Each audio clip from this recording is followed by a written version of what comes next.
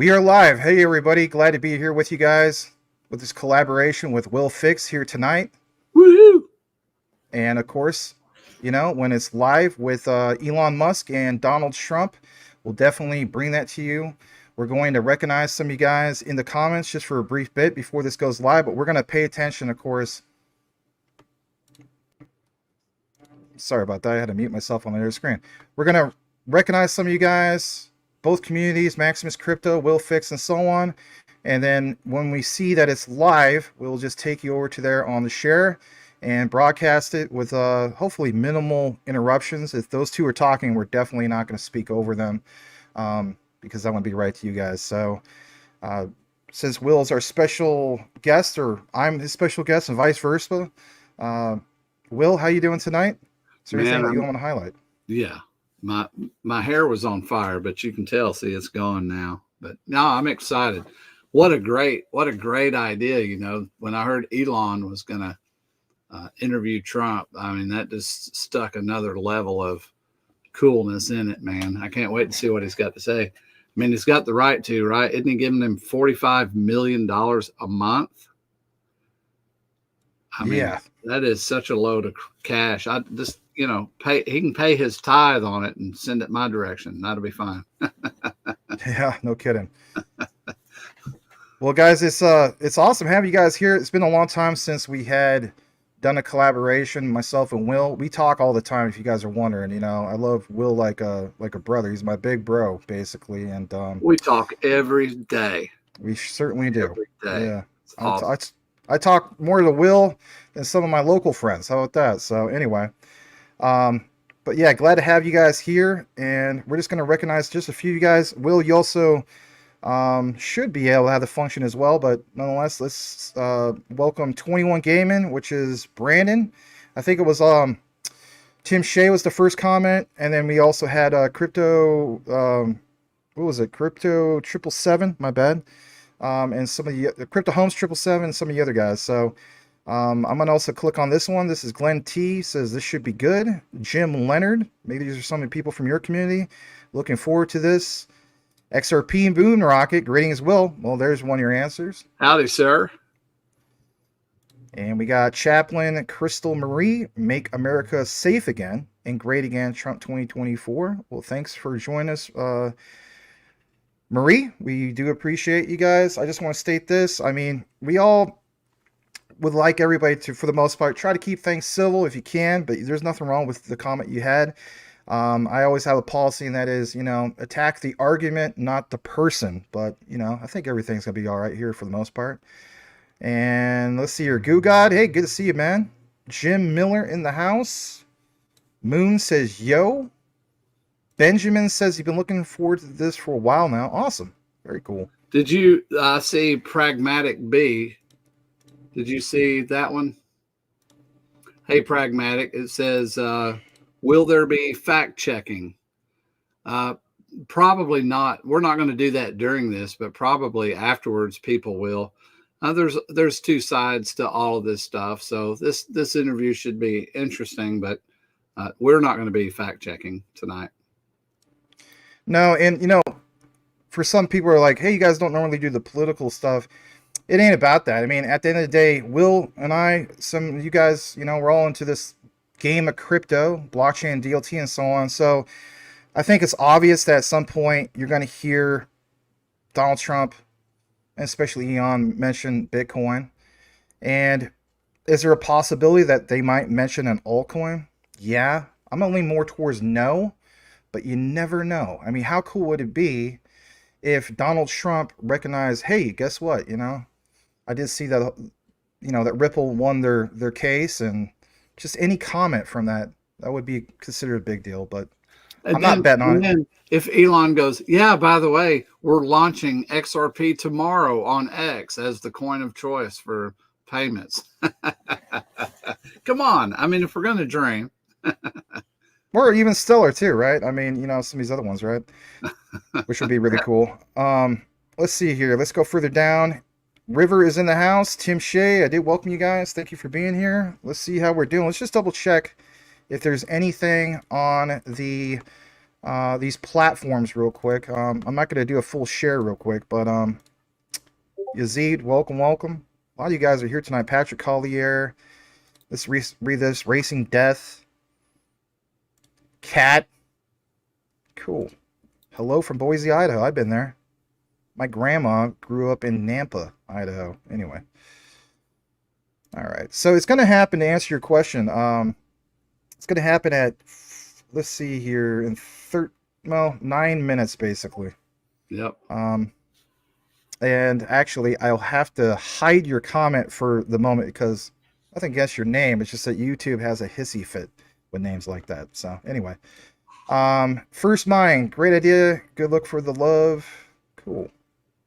And is this going to be research minded? Check for facts, accuracy. We already answered that earlier. This is not your typical show that we usually do, which is, like Will provides research, I provide research. It is a big deal. People want to know. Inquiring minds want to know, as the saying goes, what's going to come out of this and so on. And I think everybody in this space, whether, people are voting for Trump or the other person, basically speaking, it's like they want to know their perspective. And that, naturally so. So I do want to recognize just a couple people. Let's see here. TOF, welcome. He says, I think you're saying hi, and especially this guy. Underdog Research Channel. Great, man. This guy, in my opinion, is one of the goats of research. Give him a follow. He's not here right now. Give him a follow over on the Underdog Research Channel. He's into forensics. He does it in real life, and he has fantastic content, especially when it comes to Swiftcoin. But glad to have you guys here. All right, we're gonna double check. You got anything on your end, Will? Well, I wanted to say, hey, here's River. He said, "Yo, Max," and "Yo, Will." What's up, River? Yes, I did recognize him earlier. Did you? Oh, okay. Yeah. I'm sorry. My bad. There's no way we'll be able to read all the comments. I just want to state that, but we do appreciate you guys. Here's one for you. What's up, sir? Crypto Navigator. Absolutely. How you doing, man? Blackwood in the house. Jeff Pruden in the house. Man, long time no see. Well, thanks. I haven't really done much anything yet. We're just presenting this to you guys. Here's a question. 2 questions. Let's read this one real quick, and then we're gonna ACDC action. Yeah, man. Are we gonna? No, I don't think we're gonna do that. We won't be doing any fact checking or anything like that. I think we'll just watch it. That would be fun to stick in there, though, man. A cool riff. Bang. Yeah. All right. There is a little update. It's not live yet. Let's just pull this up on the screen. I'll just go ahead and do it on my end, Will. It's not a video, so we're going to full screen this real quick. This was posted 2 minutes ago. Elon Musk says, my use of the word conversation is deliberate.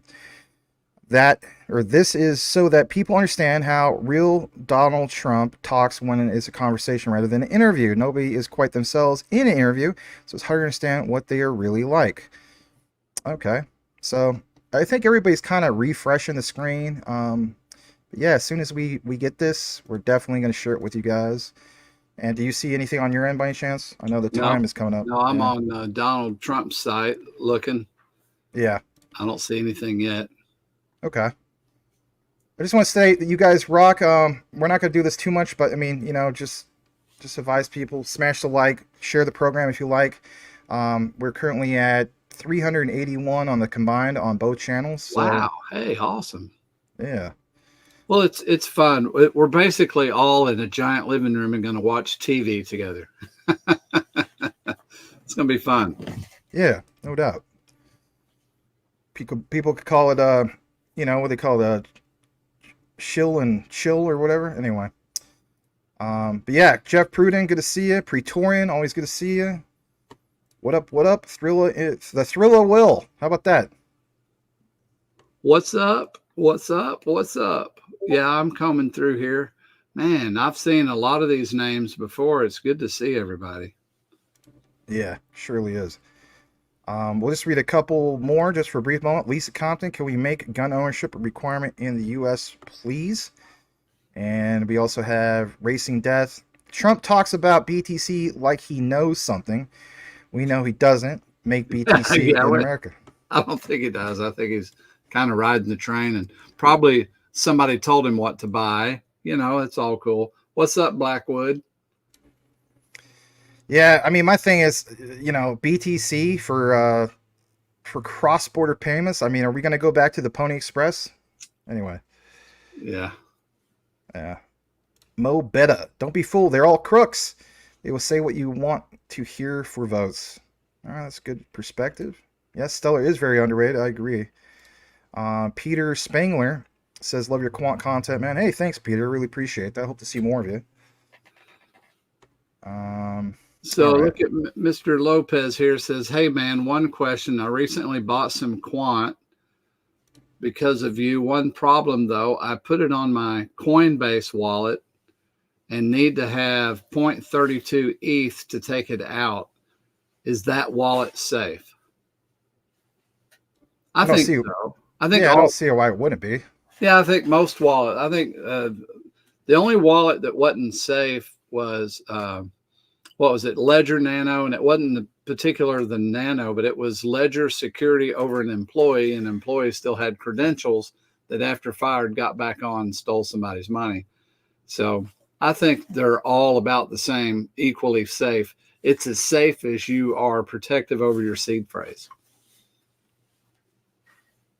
Yeah, no doubt. All right, let's see here. One thing though I don't like about Coinbase is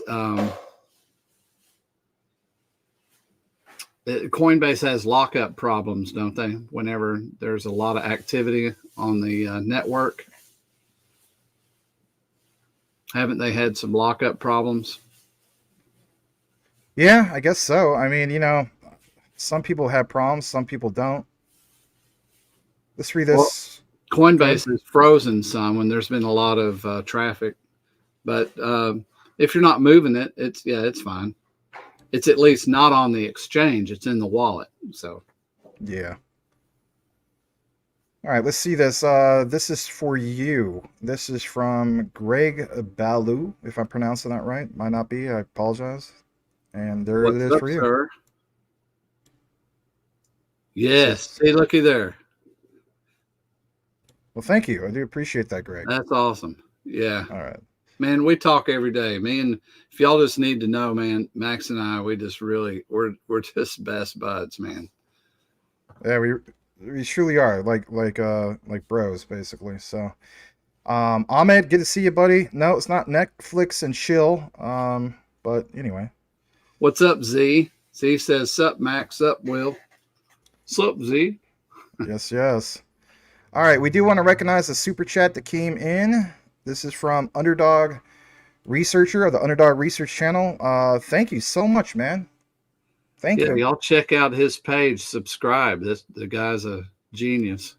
Says support Maximus Crypto channel with a super chat during the video or super thanks. After the video ends, he is an independent journalist and researcher and important for us to support him. Thank you. Yeah, right back at you, brother. I mean, really do appreciate that. Basically speaking, if you're wondering about his channel, let's just take a moment. I think we got a minute, and I know you're looking at it from your end. Underdog Research channel. Go ahead. I was looking to see it's 8, so I was looking to see if he started. Yeah, it might take a minute, Broadcast. but nonetheless, here he is. I think it's coming up. Let's see. It's coming up. All right. I think so. Live conversation at real space. Let's see. Details not available. No, not yet. Oh, well, we could give Underdog a plug. Check him out real quick. If you haven't done so already, and he has live shows, he does videos, he does collaborations with our fellow brother Rude Black, and lots of extensive deep dive research on his channel. Here it is, Underdog Research Channel. So check it out. Especially his billionaire blueprint is a real key highlight on his channel. All right. Thanks again, Underdog. Really do appreciate you, buddy. Thank you again. All right, let's read this as well. Relaxation through exotic music. When the rest occurs, BlackRock, excuse me, will freeze, preventing its clients from buying or selling. When this happens, I also suspect that customer funds in banks will be eliminated in order to bring in UBI. Do you have thoughts about that, Will? I was not listening. I'm sorry. I was sitting That's here right. It's reading on the on screen. Elon Musk's site, seeing if it Yeah, was. I'll check while you read that. That's a good question. What was the question? It's on your screen. Okay. When the rest occurs, BlackRock will freeze, preventing its clients from buying and selling. When this happens, I also suspect that customer funds in banks will be eliminated in order to bring in UBI. I don't know. The powers that be. I'm not such a conspiracist that I believe that we're just going to be powerless and they're going to do stuff to us. But I'm not absent of they're involved with everything that's going on. So I'm not sure how that's going to take place. Oh, do we got something coming? Something's brewing. It looks like they might have some technical things going on or whatever. It says details not available, and they want to hit the back. Elon Musk. 3.9 million people. Yeah, it's insane, isn't it? My God. I mean, I told my wife, Anne Marie, I told her, I said, this will probably break the internet. Maybe it's already broken right now, right? Maybe it is. I don't know. We'll keep refreshing it, guys, as we, get it and they work it out. We'll bring it to you. All right, let's see here. Racing Death, he's shilling. I'm glad he made crypto a talking point, but I can't sell my soul. All right. Jesse, there is no separation. We are one.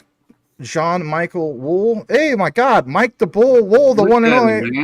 One of my best buds. Thank you, Max and Will. Appreciate you both. Thanks, man. That's awesome that you're here, buddy.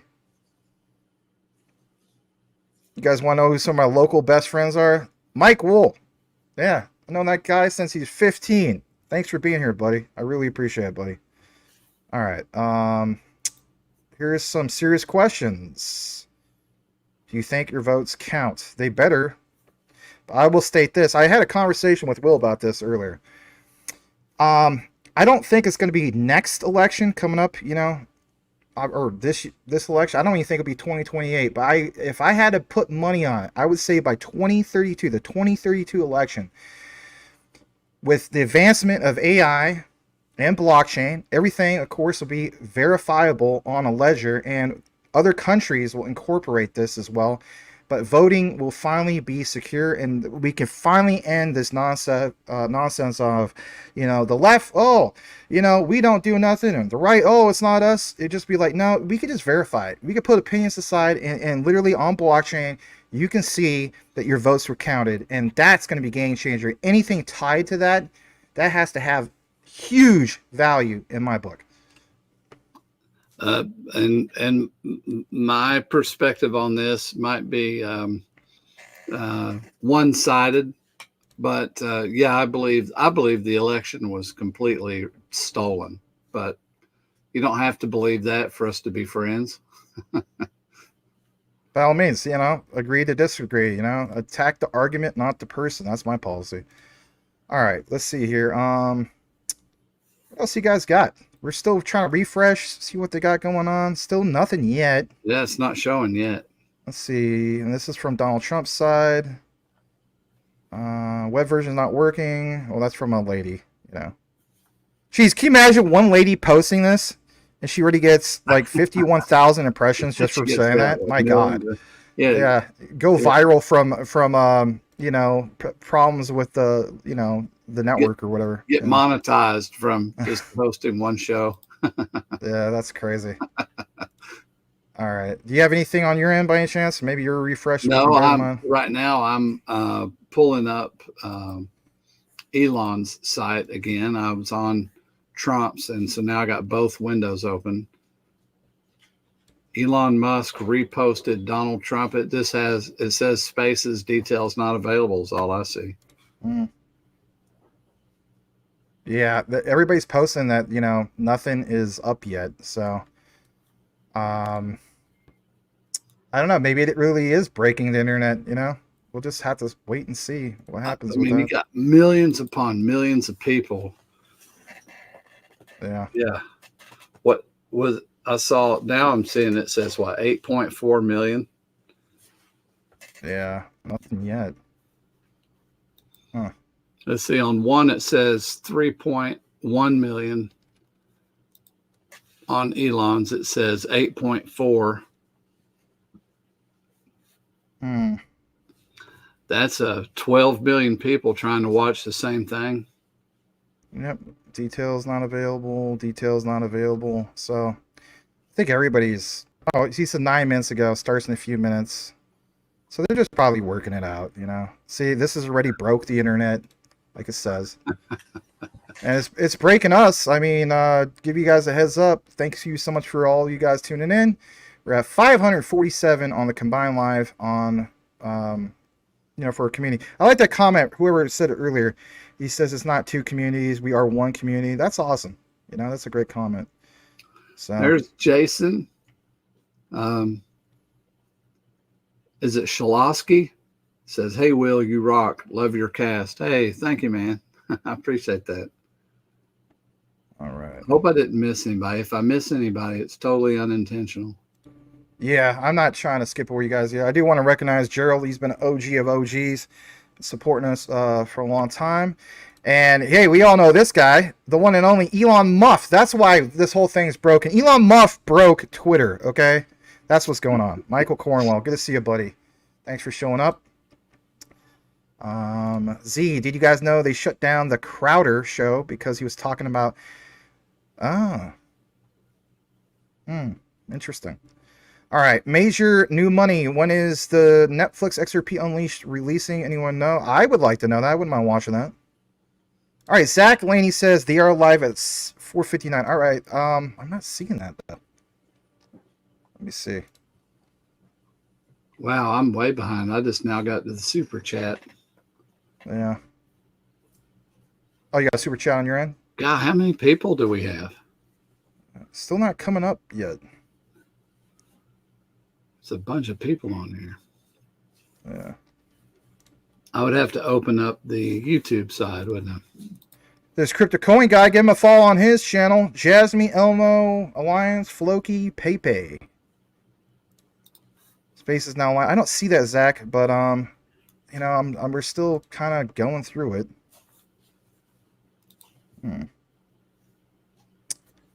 All right, now I see it. It says it's speaking, so hold on. But it just didn't refresh the right way. So something's going on. We're going to try to pull it up for you guys. All right, Will, do me a favor. Try to pull it up. Go Are you on Elon's or Elon? It says Trump? He's speaking. It says he's speaking as we speak on a space. So Spaces, details not available. Let me refresh. If so, I'll go ahead and share it. Yeah.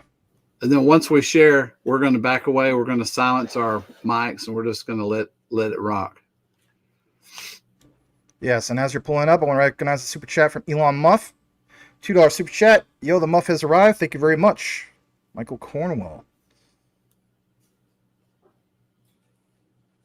BSV. That'd be amazing. You mentioned BSV. Anyway, thank you for those comments.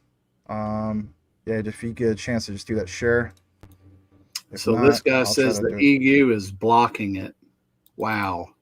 Man, some of these countries just suck, man. They just suck. I got it on my end. We're going to go ahead and get into it. Is that okay, Will? Yes, sir. All right, we're going to pull it up right now. Thank you again for joining us. Let's get it going, guys. This is a space. Donald Trump, Elon Musk. Here we go.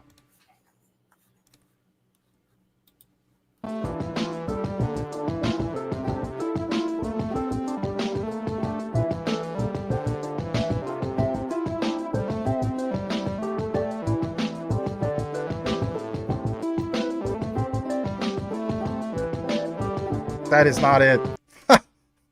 That's clearly not it.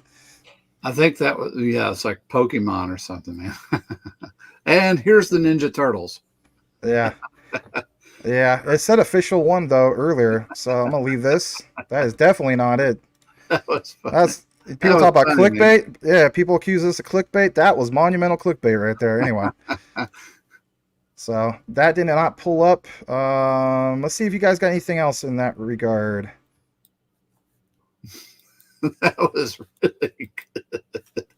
Yeah, That I'm was. like, nah, I doubt I'm they're like, playing that what's music. going on? We're watching a Yeah, cartoon. What? yeah, yeah. That's definitely not it. All right. Um, let's see here. I'm gonna try to refresh on mine. Do you got anything on yours? I'm not seeing anything. No, I just refreshed. I'm switching back over to Donald's page. Yeah, another thing is it has to say at real Donald Trump or Elon Musk, and I Right. messed up on that one. That one said Donald Trump's. It has to say at real Donald Trump, right? Anyway, Yeah. yeah, Yeah. The blue check. yeah. All right, I'm gonna do Elon Musk again, and you said you're gonna do Donald Trump. Yeah. I'm on Donald Trump's page. Okay, I'm connecting to something here. We went through that before. But it's Donald J. Trump with 88.5 million. So I'm thinking this is. It said it was live, and now it says details not available, and it literally just showed it. So I don't know if you got rugged. Just to show you guys what I'm talking about. This literally just like 5 seconds ago said it was, join this space, and now it's not available. So I don't know what, maybe it is broken. 14 million views already. Well, is that something that a Twitter space might get more views, guys, than the Super Bowl? Who knows? I believe it. I mean, there's a lot of people that want to hear what everybody's got to say. You know, they want to hear. All right, now it's popping up. You see how it just went? So we're going to Yeah. try it. Hopefully we can get in. It says listen live. And that's not it. Maybe you got hacked.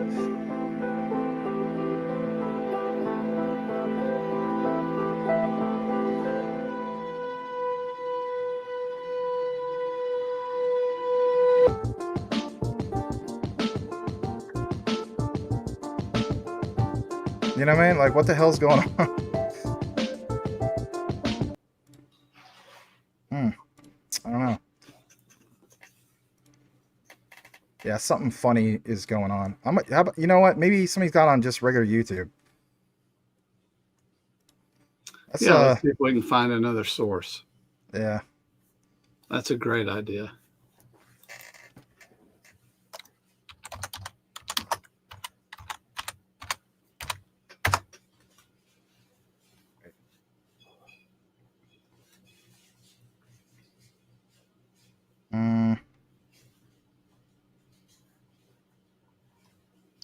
Nope. Nope. Huh.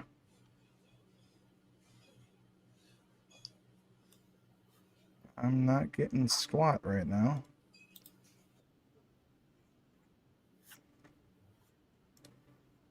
Let me see.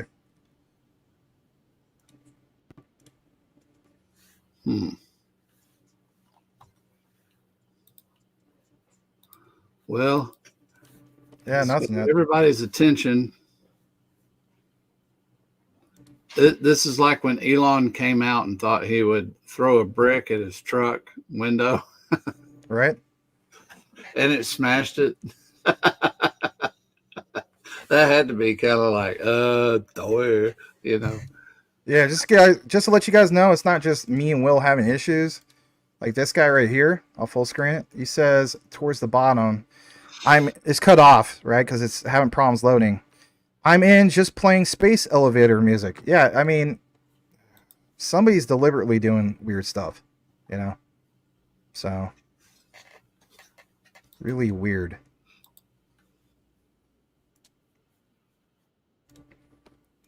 I'm looking on YouTube and I got several live channels, but there's nothing going on currently. Yeah. Yep. It's live. You click on it and there's no content yet. It's filler stuff, you know, somebody talking or whatever. Yeah.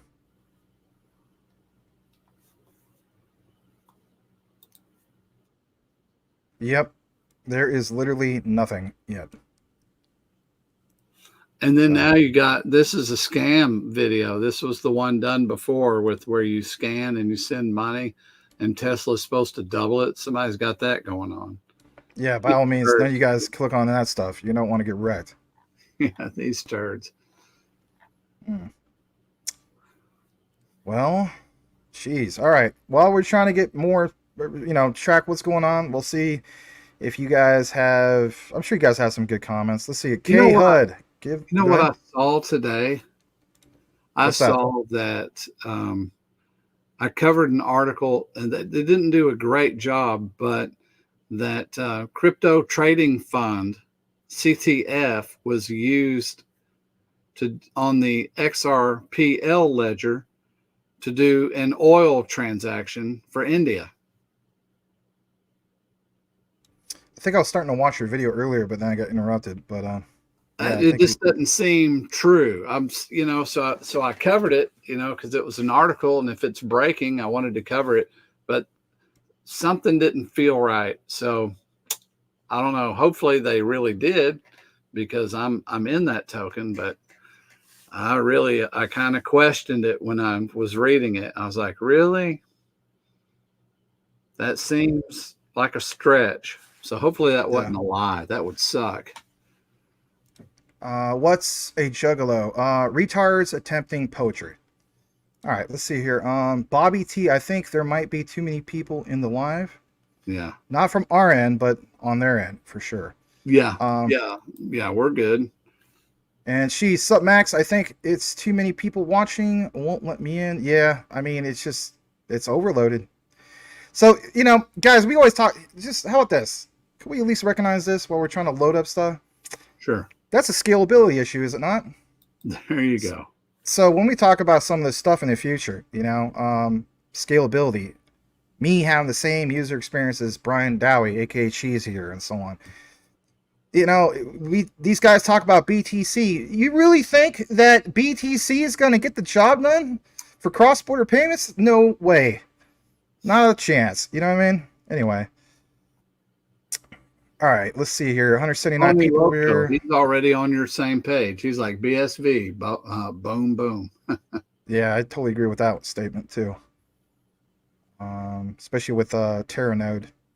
Over 9 million TPS on one last test. But anyway. All right, let's see here. Jason. Oh, yeah, you already talked about that. T. Williams, for some reason, X spaces, it keeps freezing up. Yep, that's true. We're having the same problem, guys. We all want to see it. There's too many people wanting to watch it, man. It's literally, bro. It's not able to do this. I mean, if that's not advertisement in and of itself, for how many people are trying to watch. And it's not like they don't have professional equipment. I mean, come on, Well, yeah, it's like they got it. Yeah. Right? No one expects one currency according to Elon Musk, but we are thinking one ledger that all currencies are built upon. That's a great statement. Yeah, it's just one of those things. But hey, Jura Rutledge, welcome. Tim Shea says many people are having issues joining. Yeah. Yeah, well, we'll see what happens. I mean, at the end of the day, like we're only 33 minutes in. I mean, as far as our show, 19 minutes on their end. Yeah. But it'd be interesting to see the stats on some of this stuff. To see how many people really try to tune in to this. I mean, for you guys that are here on our, combined community, 680. You guys, clearly people want to see this. So. Yeah, I really want to see it myself. That was the whole point. I thought it would be fun to watch it with a bunch of like-minded people, and we got a living room full right here. I think it's awesome, and for us to all watch it together, I think that would be fun. Yeah, I called up Max. We were like, well, it's not really crypto oriented. It's like, no, and we're not trying to pose that we have picked a side, and we're not suggesting anybody should pick our side. We just both happen to be on the same side. So that's not what it's about either. It's just Elon's cool, and what a great guy to do an interview or a conversation with Trump. Not only that, he has been on the other side. He has voted on the other side. So, Yeah. like I don't want to come out and say. I mean, somebody wants to DM me, okay, that's one thing. But I do like this concept, and that is never put party over your country. And when people do that, that's where you're gonna have some problems. I'll just leave it at that. All right. Yeah.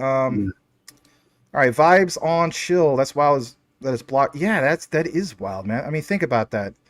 We talk about things being suppressed. I mean, for people in Europe, you're not able to see that. Like, Yeah. what's really going on?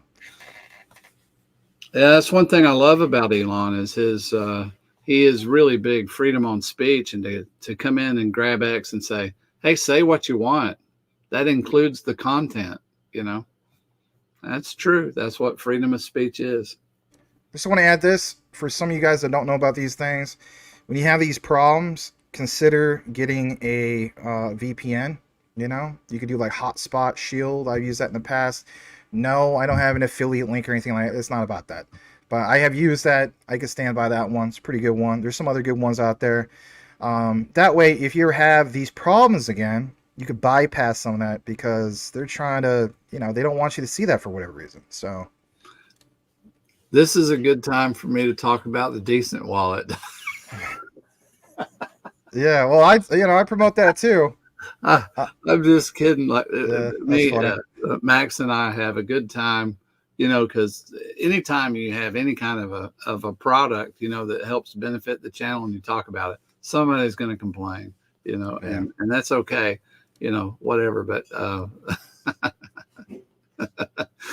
I did one show. I don't know that if any of y'all saw it, but after this one guy was really complaining, I I highlighted his comment because he was like, he said, "Is there any way you can effing have a show without doing an effing decent wallet commercial?" And my response was, I said, "I know what you mean." I said, doing a commercial and highlighting a particular product can be, troublesome for some people. But I just really like how the decent wallet is able to handle all of the coins. Did I tell you how you can just go ahead and buy a decent wallet and get a discount with my link? And then Yeah. then my next video, every time I used the word decent, I had Mr. Bean with a decent wallet like stuck on his face somewhere show up like, with a goofy face. And I still laugh. I think I humor myself more than anybody else. But I had fun with it anyway. Yeah, no doubt. Yeah, guys, I just want to state this. Like, always be aware of some of these ones. I mean, they're trying to lure you in. There's plenty of those. Don't scan any of those barcodes, no matter how tempting they are, or barcodes, QR codes. That is literally Pandora's box. Don't do it. You know, I don't give financial advice, but I will give advice on that. Don't do that, right? Anyway. Hey, Oh, Wadi's here. It's a private conversation. Hello, we are being noisy or nosy. Hey, Wadi, good to see you, man. Always, a lot of you guys, you want somebody to follow Wadi. Um, Glad to see you, Wadi. Thanks for being here, buddy. All right, let's see here. Multiple 16 channel. Everyone is, yeah, yeah. Stardog says it's probably that anonymous group hacking his fake news racist website. Okay, I just thought I would go ahead and say your comment there, Stardog. Hey, Stardog, good to see you, man. Is Elon I mean, pranking us? Bobby T says maybe. well, here's the thing about anonymous. I mean, they do. I don't think they're necessarily against Trump because I mean they do post all perspectives on their channel. So anyway, all right. There's got to be something, man. I mean, come on. Okay, someone 524. T. Williams is saying there appears to be a massive DDoS attack on X, working on shutting it down. Really, is that so? T. Williams, you got some insight on that? Or are you guessing at it, or you have some insight on that? Something that you saw? Yeah, he doesn't mean that sarcastically or Yeah, disrespectfully. He's he asking. might be. He might just mean it like because sometimes we guess at stuff, Yeah, but he may have some news on that. still broken to many people. Hey, Boomer. Boomer after sooner than now. Good to see you, What's man. up, Boomer? All right. The left already tried to kill him. They trying to silence him. It's on Elon's X account. Elon saying that on X. Major new money just said, and T. Williams answered us there. Yeah. So Dennis there's Lill. an attack. Yeah, on the site. Wow. A lot of coordinated attacks going on lately, unfortunately. Hopefully X Payments runs on Stellar, Ripple, so it doesn't crash. Yeah. That's going to make everybody want to see it that much more. I think you might want to read this comment. This is from your wife. Is it? Where?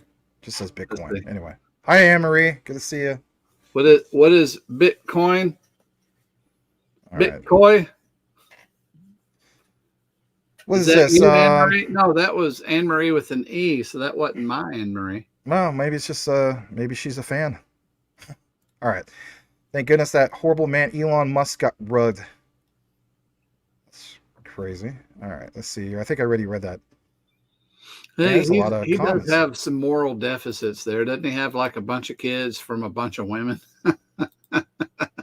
Yeah. Oh. This is his platform. It's embarrassing he can't make it work. Hey, YouTube has also had this issue a long time ago as well. It's been, you know. Well, he's got an attack going on, so that changes the narrative. Yeah. Not that his platform can't do it. Well, YouTube has been attacked as well. So, I mean, you know, I just want to throw that out. But I get where you guys are coming from. Yeah.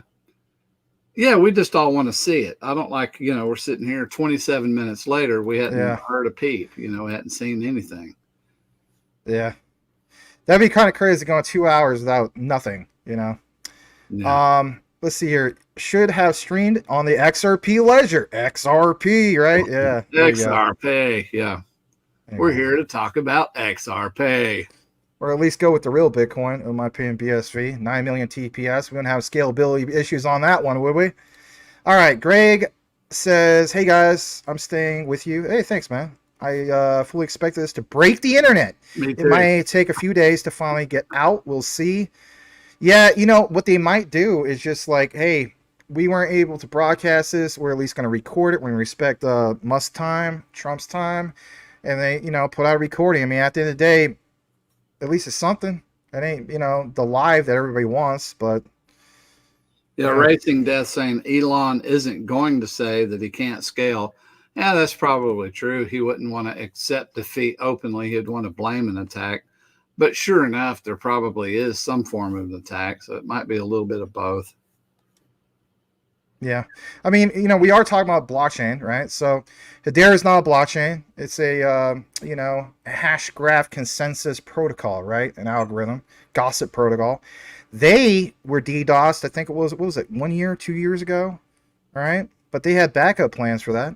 I mean, I know that's blockchain, and we're talking about a social media, you know, conglomerate like X, but anyway.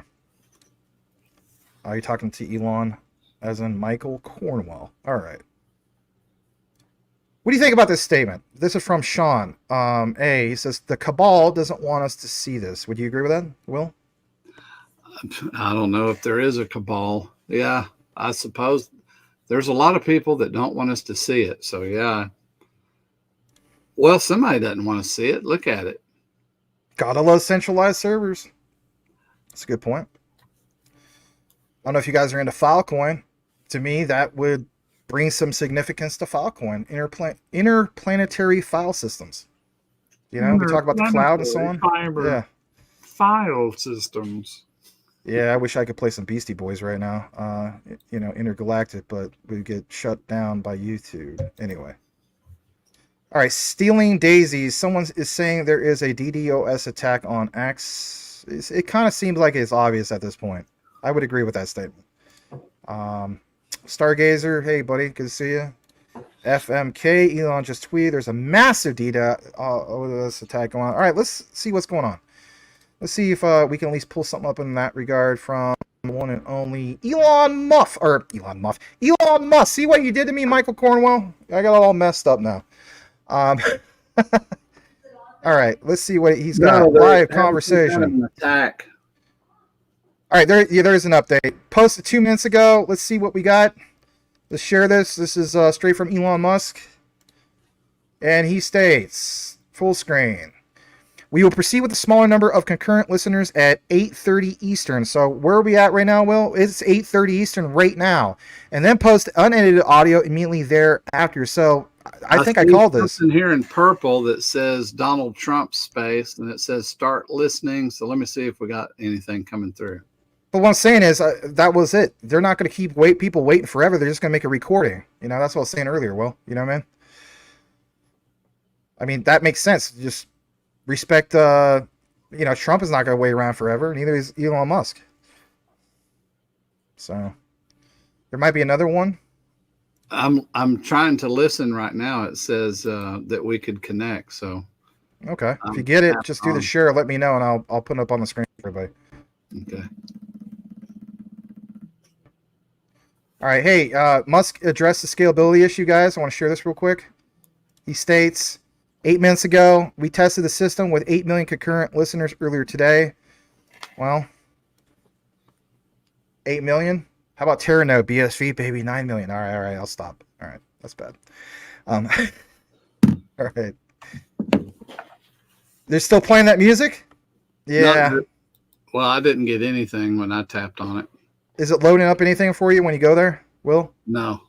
When I tap it, nothing starts playing. The left tried to kill Trump, and now they DDoS attack to silence. So that's a great point. They shot him in the ear, and this is symbolic of a loss of hearing. This will end like Elon buying YouTube. I'd love for Elon to buy YouTube. That would be cool. Yeah, but I don't know. I mean, that's a little bit too much. Like one guy. Like, can you imagine? We all play the game Monopoly. He just buys the whole board. You start on go. As soon as you roll the dice, you land on his property. Right now, it's let me connect. I've joined, and it's playing music. Okay, so that's going on. All right. So you want me to play the music? No. I'll keep listening to it. Can you hear it? No, you don't have it shared right now. No, I just thought through the microphone it might. No. I didn't want to annoy anybody, if that's what, but I thought I would listen just in case something starts. All right. Sounds like Game Boy music or something. Yeah, Elon, stop the YouTube censorship by buying, it says activation codes. It means basically like denial of service, okay? He could have made a fortune with a pay-per-view here. Yeah. If I'm looking away, because I'm looking at some of your guys' comments, I'm also trying to refresh the page. We're basically like 48 minutes into it. I mean, I'll give it a little bit more time, but yeah. I mean, after a while, I don't know. How many we have hanging in here with us? Yeah. We do appreciate you guys showing up, though. You guys rock. Let me see how many people we got. I'm going to open up YouTube here, and I'll see. That's how I can look, right? So 232 watching on my side. It looks. No, that's your side.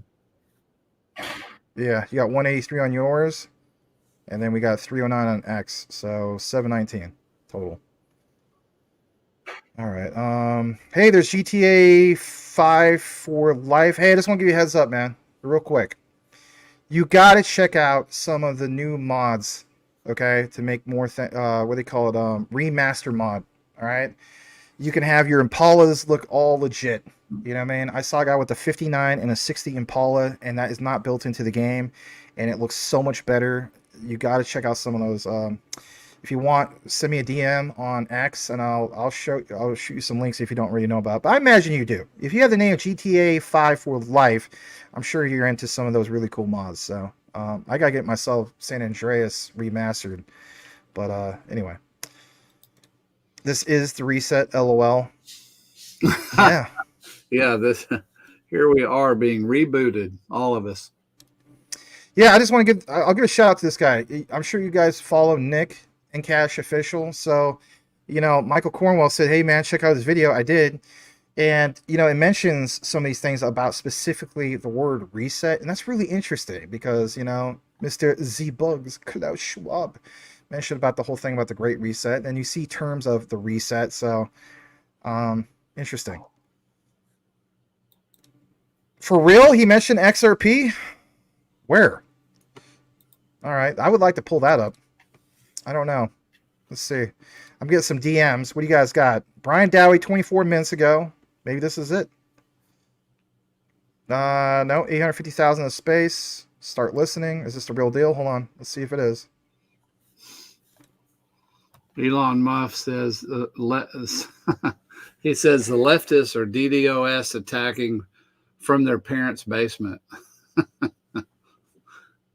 Well, I'm in it, but it's not playing any audio. And so I'll leave it on that for now. Thank you for that, Brian Dowie. As soon as something comes up, I'll check. Let me see if you have any other DMs. You don't, but that's okay. Yeah, I don't hear nothing yet. So, yeah. I mean, that's what he states, right, Tim? Yeah. Jim Depp, only by the grace of God, Jesus is Lord, Trump for president. Hey, brother, thanks for saying that. God bless you. That's right. Come on, Jesus. Jason says he loves Will. Mr. Will, love your good nature and calm demeanor. Well, thank you, sir.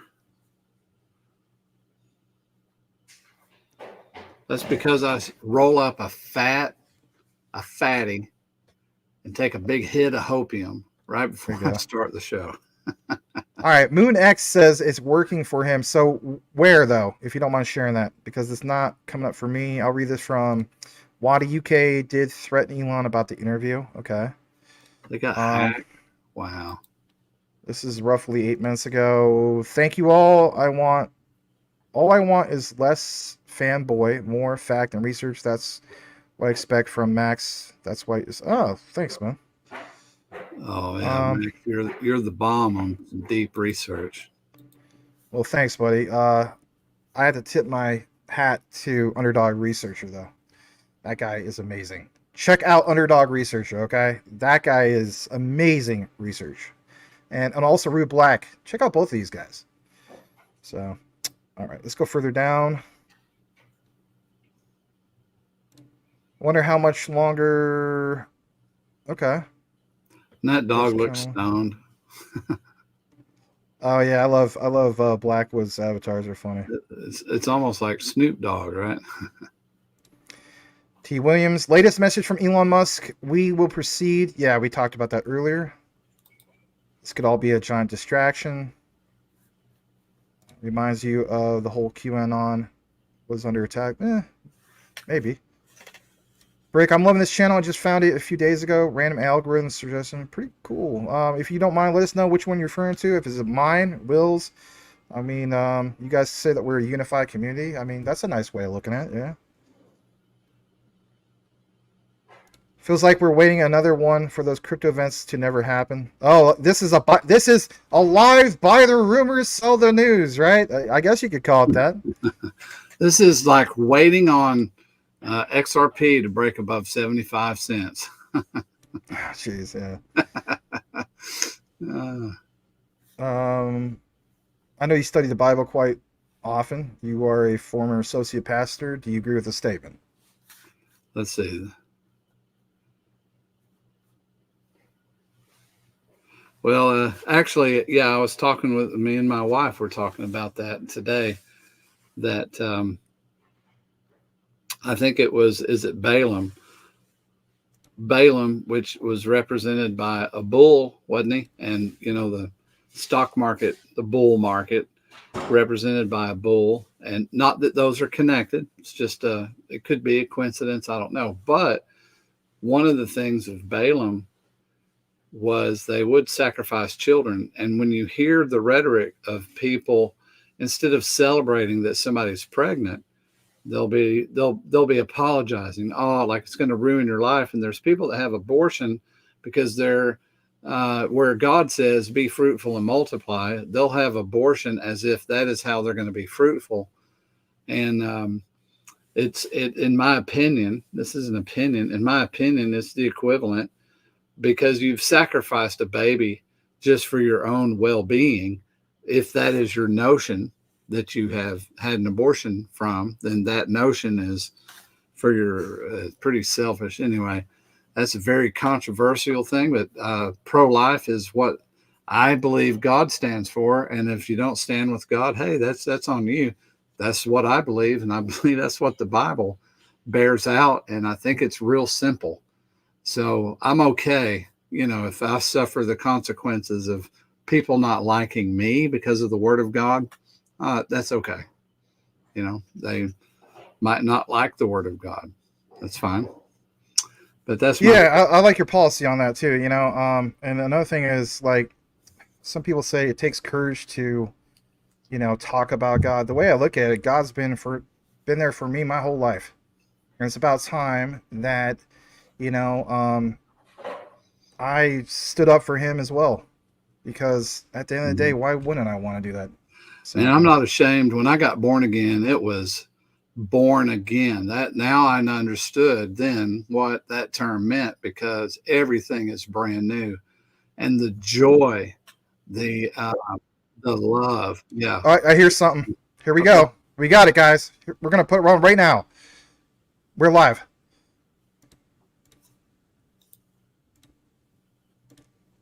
All of our data lines, like basically hundreds of gigabits of data, were saturated.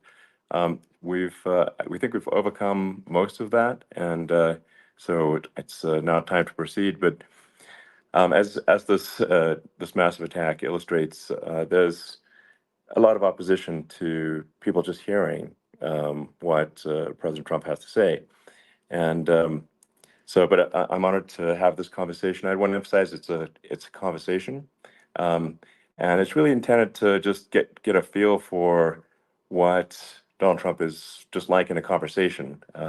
It's hard to catch a vibe about someone if you just don't hear them talk in a normal way.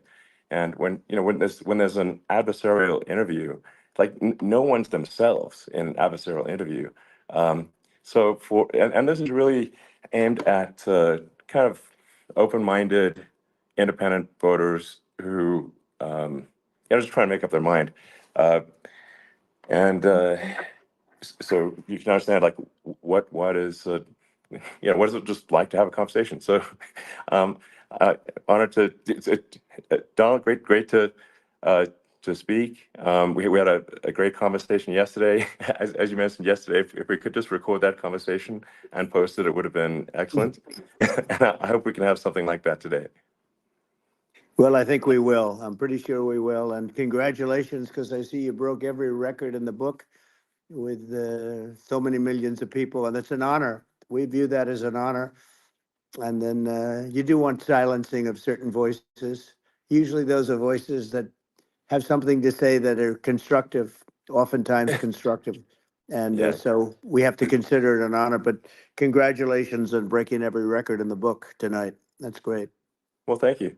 Well, maybe we could start off with, the assassination attempt, which was an incredible thing. And I have to say that, your actions after that assassination attempt were inspiring. You, instead of shying away from things, instead of ducking down, you were pumping your fist in the air and saying, fight, fight, fight. And I think that's, the president of the United States represents America, and I think that is America. That is strength under fire, and so that's a big part of the reason why I was excited to endorse you as the president of the United States for having another term here. Is that was just incredibly inspiring. But what was it like for you? Not pleasant. I have to be honest. I said there was blood. I had more blood. I didn't know I had that much blood.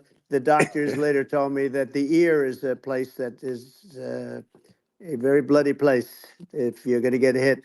But in this case, it was probably the best alternative you could even think about because it went at the right angle, and it was a hard hit. It was very, I guess you would say surreal, but it wasn't surreal. I was telling somebody you have instances like this, or like a lot less than this, where you feel it's a surreal situation, and I never felt that way. I knew immediately that it was a bullet.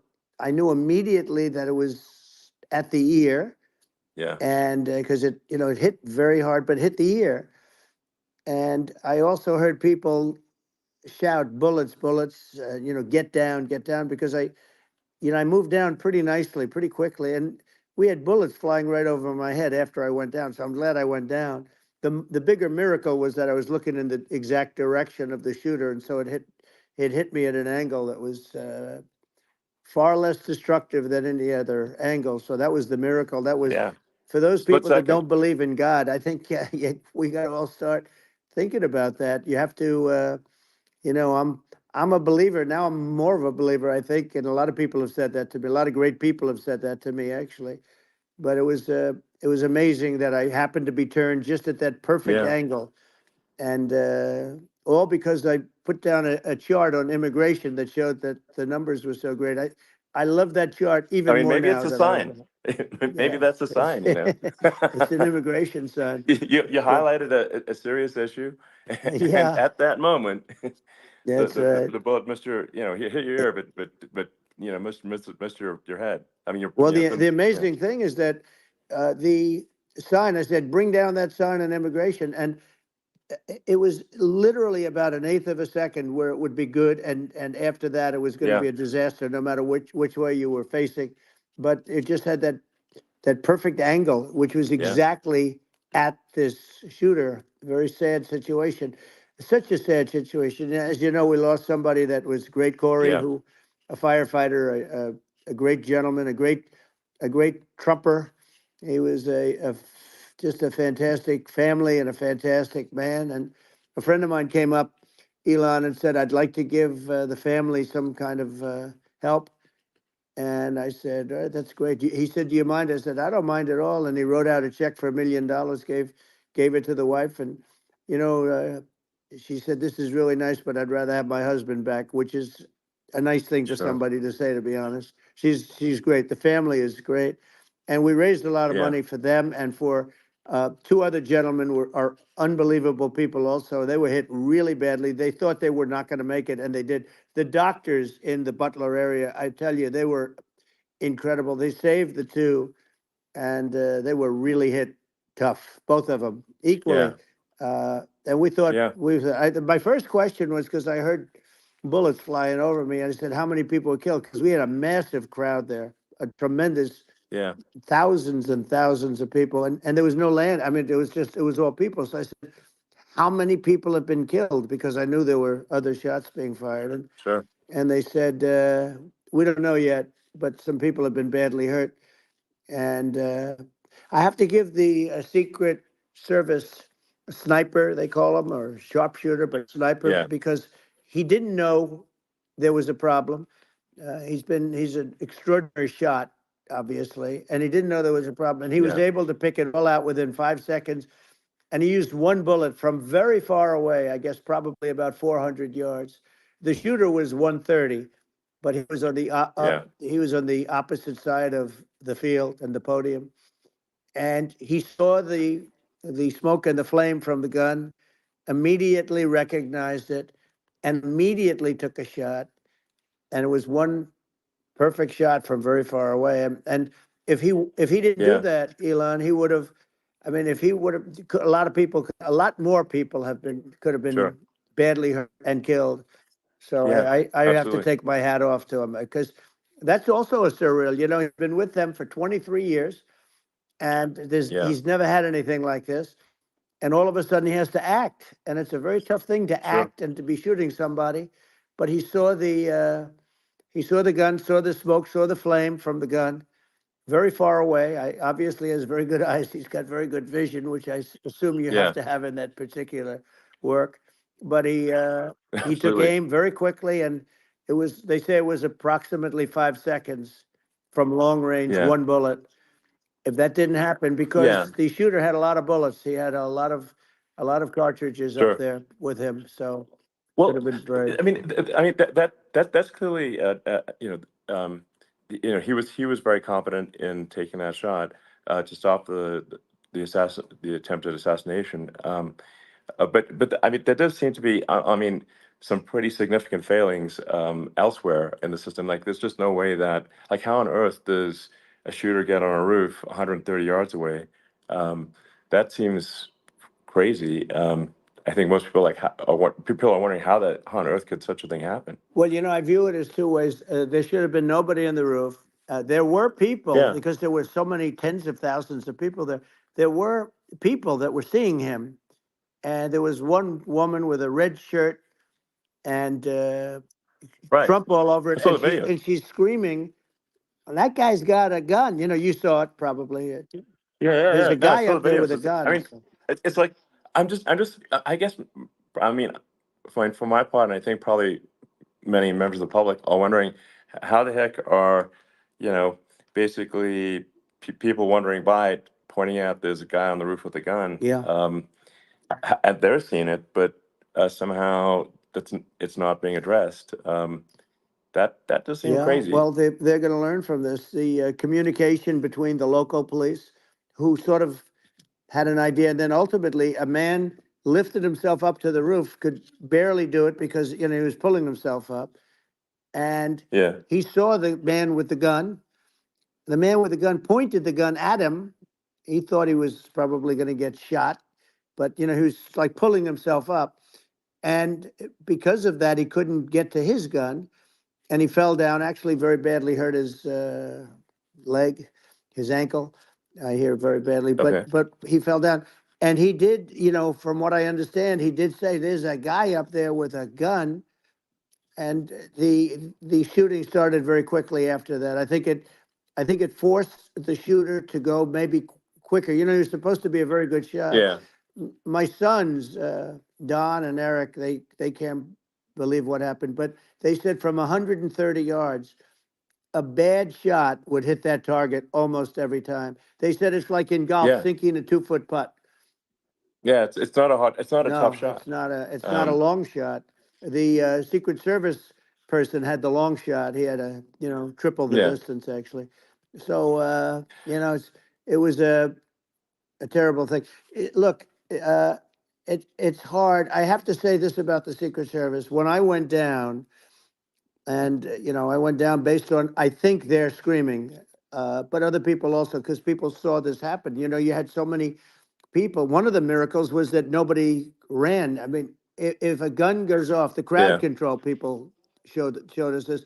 When guns go off, and it does happen in stadiums at a soccer match or some kind of a match, everybody flees. They call it a stampede, like cattle. But everybody, and a lot of Yeah. people get killed with those stampedes. We had Sure. more people than you'd have at, some of these matches or these games, and nobody left. You had a small group behind us in the grandstand, and that was full. And you look at it as it was taking place, and normally they'd be running. They didn't leave. They saw that I was hurt.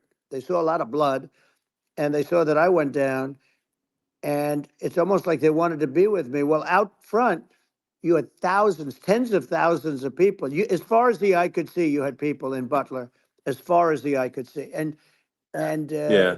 and a lot of press too. There was many cameras on watching this. It's what makes it so different, because normally things happen that aren't good, but you never have a picture of it. Here we have all these cameras shooting it. So, sort of amazing. But one of the interesting things was that you didn't have anybody flee. You didn't have anybody stampede. Sure. Nobody. And there were some people behind me, they stood up and they're looking like, I mean, I'll tell you, you want Yeah. to have them in a foxhole with you. I want to meet some of those people, Sure. because Sure. it's so different from what you heard. But so I was down, but the Secret Service Yeah. guys, there were bullets flying right over my head. You could hear them go whizzing.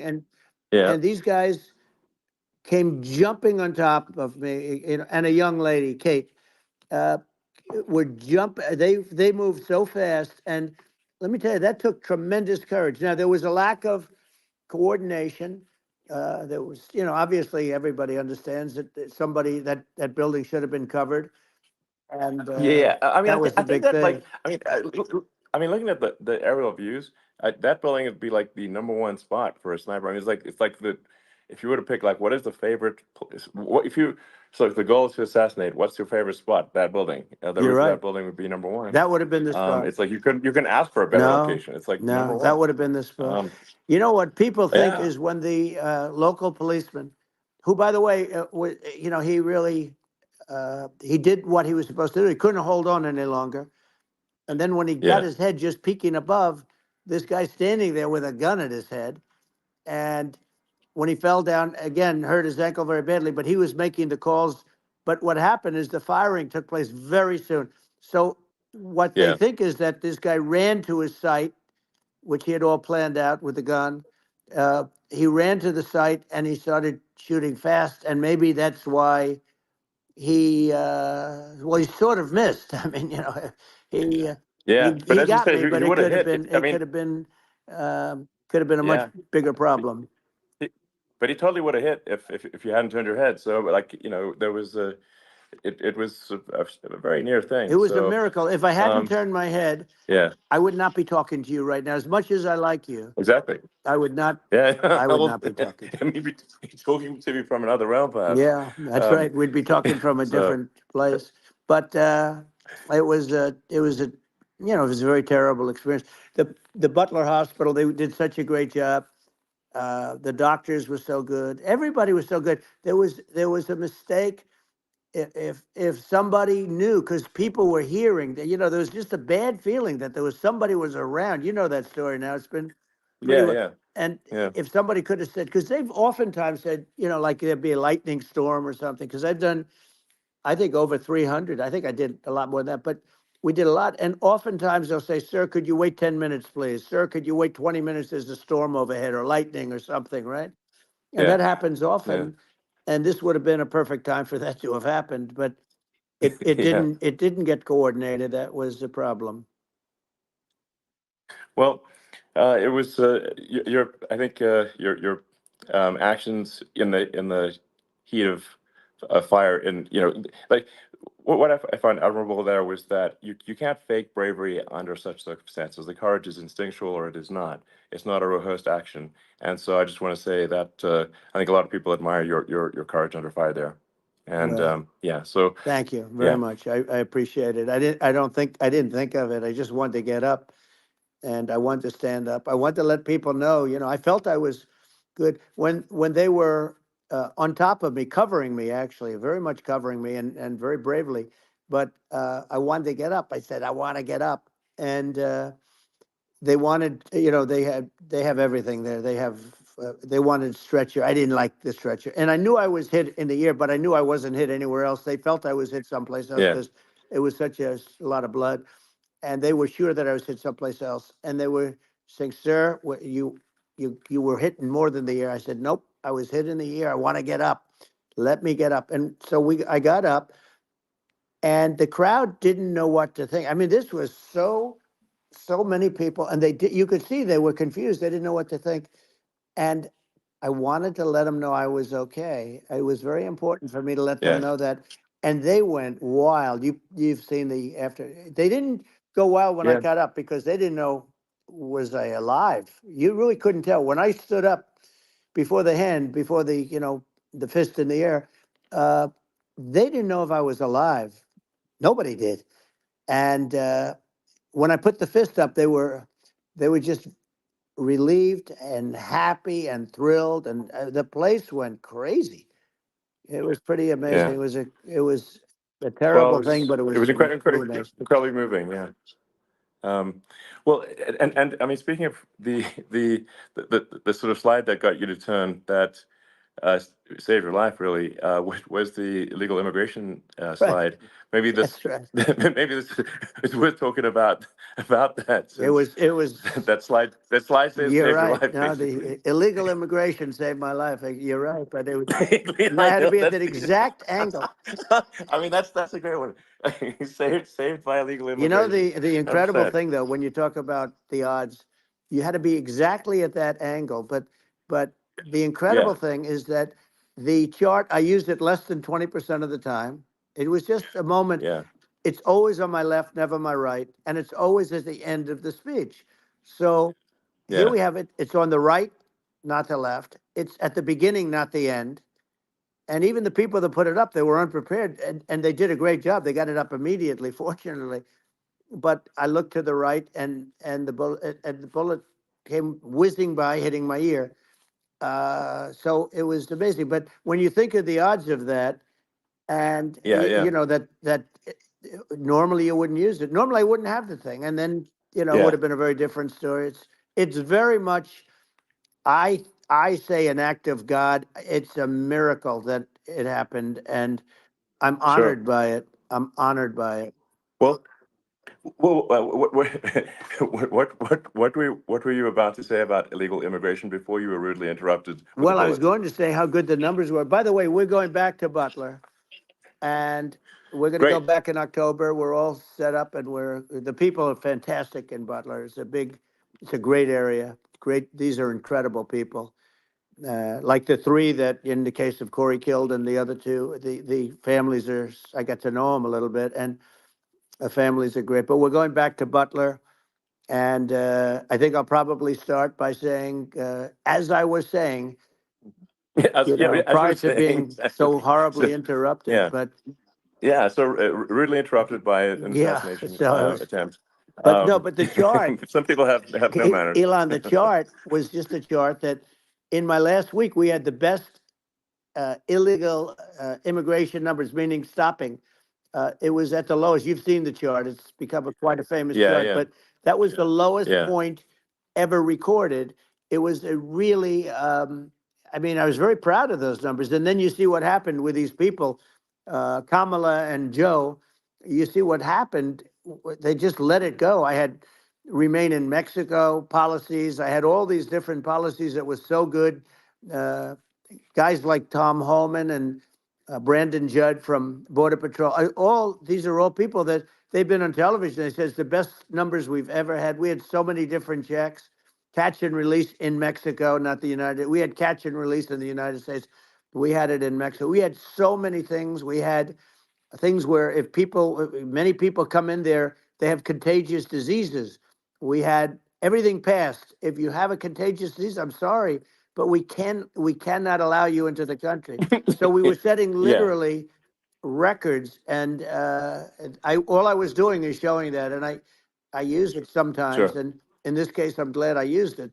I can tell you that, but they were fantastic numbers. But I'm going to sleep with that chart always. I'll be sleeping with that chart. That chart was very important for a lot of reasons. Well, I mean, would it be accurate to say that you're supportive of legal immigration, but but we also need to shut down illegal immigration, and especially unvetted illegal Yes, immigration, because and that's not the same as saying that everyone who's an illegal immigrant is bad. In fact, I think most people who are illegal immigrants are actually good, but you can't tell the difference unless there's a solid vetting of who comes across the border.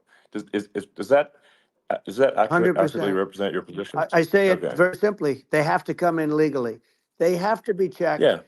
because look, Kamala was the border czar. Now she's denying it. Everything that I do, she's Yeah. saying she was strong on the border. We're going to be strong. Well, she doesn't have to say it. She could close it up right now. They could do things right now. It's horrible. Uh, no tax on tips, and all of a sudden she's making a speech and there will be no tax on tips. I said that months ago. And by the way, they had just the opposite. They had not only tax on tips, but they hired 88,000 IRS agents, and many of them were assigned to go get waitresses and caddies and all of this on tips. They have a policy. They had a policy that they were really going to go after you and were really harassing people horribly. And then all of a sudden, for politics, she says, she comes out with what I said, which I think is terrible. And I think it's also hitting them very hard. These people are fake. Now they're also saying they did a good job on the border. We had the worst numbers in the history of the world, not of our country. There's never been a country in history that has had a catastrophe like this. We've had, I believe, and I think you believe this too, you hear 12 Yeah. million, 13. I believe it's over 20 million people came into our country, Yeah. many coming from jails, from prisons, from mental institutions, or a bigger version of that is Yeah. insane asylums, and many are terrorists. And I'll tell you what, they're coming not just from South America, they're coming from Africa, they're coming from all over the world. They're coming from Asia, they're Yeah. coming from the Middle East, they're coming from countries that are stupidly and horribly bombing Israel October 7th. They're coming from all over the world. And you look at, it's so sad, October 7th, because it should have never happened. Yeah. It's so sad when Sure. you look at Ukraine. It should have never happened. We have a defective Yeah. government. These are defective people, and they're not people that should be running it. But where you see it the best is the border, because you have millions of people coming in a month, and then she gets up and she tries to pretend like she's going to do something. She had 3.5 years. And by the way, they have another 5 months that they can do something, but they Yeah. won't do anything.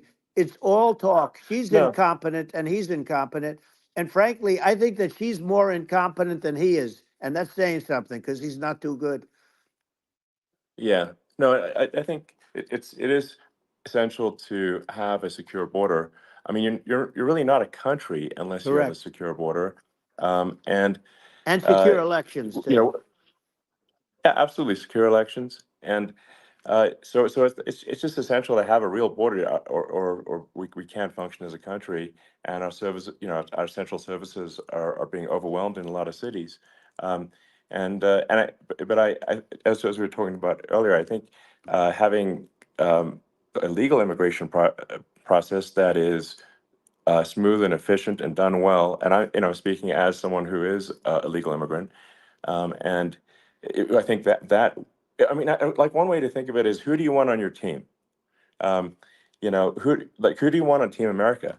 And I think we want to just say, okay, we want to let in people who are gonna, be great contributors to our society and to our economy, Right. and and who do you want on the team? And it's not to say that, like in my opinion, actually, I'd say like probably most of the illegal immigrants actually are actually good, hardworking people. That's my opinion. But some are not, and you just have this sort of adverse selection process where, if somebody's if somebody's like you know um, uh, has a career in theft or robbery, I don't understand what's taken them so long to get here, because we're such a target-rich environment. Um, I mean, why aren't more people who have a career in, bad things coming here sooner? Because I mean, it's a piece of cake to go rob, houses in LA or New York, compared to other parts of the world. And in a lot of places in America, if you try to stop the person who's robbing you, you'll be arrested. Yeah.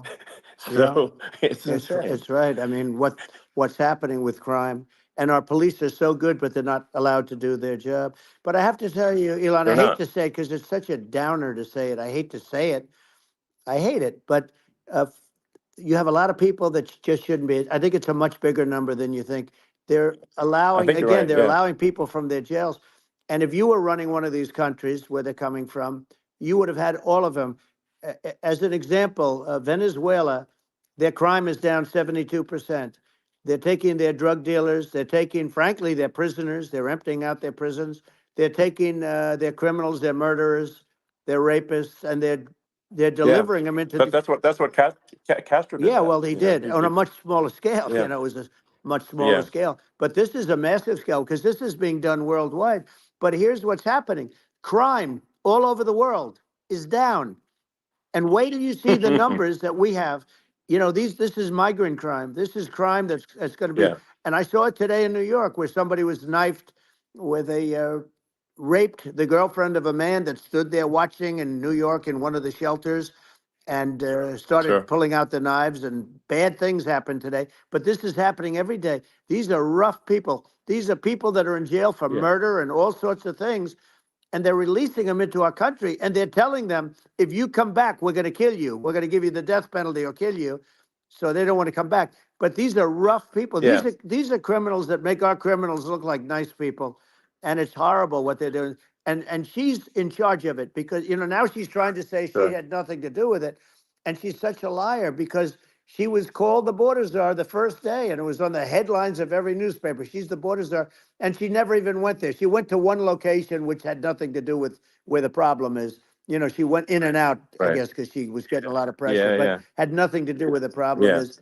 But she was Well. the Well. border czar, and the people Yeah. Yeah. can't allow them to get away with their disinformation campaign. Now she's trying to say that she wasn't. She wasn't really involved, and the whole thing is horrible. She was totally in charge. She could have shut the border down without him. He didn't know what he was doing anyway, so he wouldn't have even known Yeah. what happened. You could shut the border down. He Yeah. wouldn't even know the difference. But uh, the fact is that she was border czar. But if you don't have to call her Yes. that, the fact is you could just call her, she was in charge of the border, and the border was the worst Right. ever. It's simply not working. No, It's it's I mean horrible. whether it's a question of intention or competence, either way, we don't have a secure border, and we have people streaming over like it looks like a World War Z zombie apocalypse at times. And sometimes you got to sort of wonder, like, is it real or not? So because you see things and you're like, is it real? So I went to the border at Eagle Pass and I saw for myself in Texas, and I was like, okay, it's real. I'm like seeing this in real time. I actually posted the video like just live. I just flew there one day and just to see, hey, is this made up or real? And I'm just seeing people stream across the border, and I have to say, at least the people that I saw did not look friendly. These So these are people people, can look at my video and say, hey, yeah. these people look friendly. I don't look super friendly. So, These are people that um, Elon would not be the same man if he had to walk across the street and look these people in the eye. These are rough people. These are really rough people coming across. And I know rough people. And these are people that we don't want in our country. And the caravans are coming in and they're putting, and who's doing this are the heads of the countries. And you would be doing yeah, it, and so would I. And everyone would say, oh, what a terrible thing to say. The fact is, it's brilliant for them because they're taking all of their bad people, really bad people. And I hate to say this, the reason the numbers are much bigger than you would think is they're also taking their non-productive people. Now, these aren't people that will kill you.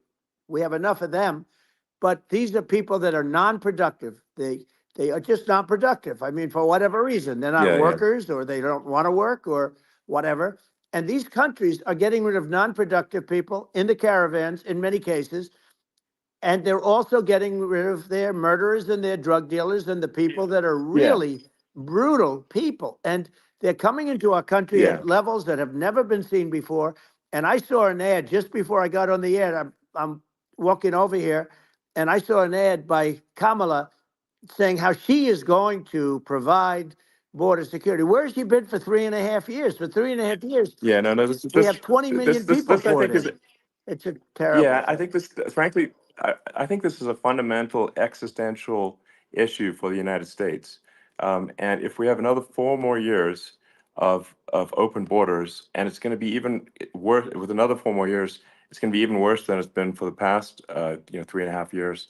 I'm not sure we've got a country You don't have left a country at that left. point. Elon, if they get in, you will have 50 to 60 million people from all over the world, not South America only. We think of South America, we think of Honduras and El Salvador, Guatemala, and Mexico, the four. But it's not that. It's everywhere. They're coming in from Yeah, everywhere. And I had to stay in yeah, I think Mexico. this is a super important Yeah. point. Like people, it's like basically when I went down there, I was like, well, where are people from? It's like almost no one was from Mexico. To be No, clear, Mexico it's less, it's just it's just less it's than just the the others. border. It's just the border with Mexico. But the people coming in, it's Earth, the rest of Earth, and America is only about 4 or 5% of the population of Earth, it would only take a few percent of the rest of Earth to overwhelm everything in the We're US. already So overwhelmed, Elon. We're overwhelmed. You had to see the news tonight about New York. New York, and I love that place, and what they're doing to it is horrible, what they're doing to it. And all the courts do is they yeah, try and focus on Trump. Okay, let's focus on Trump, who did nothing wrong. I complain about a rigged election. Elon, what's happened is unbelievable. You have from Africa, from the Congo, they're coming from the Congo, and 22 people came in from the Congo recently, and they're murderers, and they dropped them. They drop them. They take them out of jails, which is very expensive, to maintain the jails. Although they don't do too much maintaining, I can tell you. But they take them out of jails, prisons. They take them out and they bring them to the United States.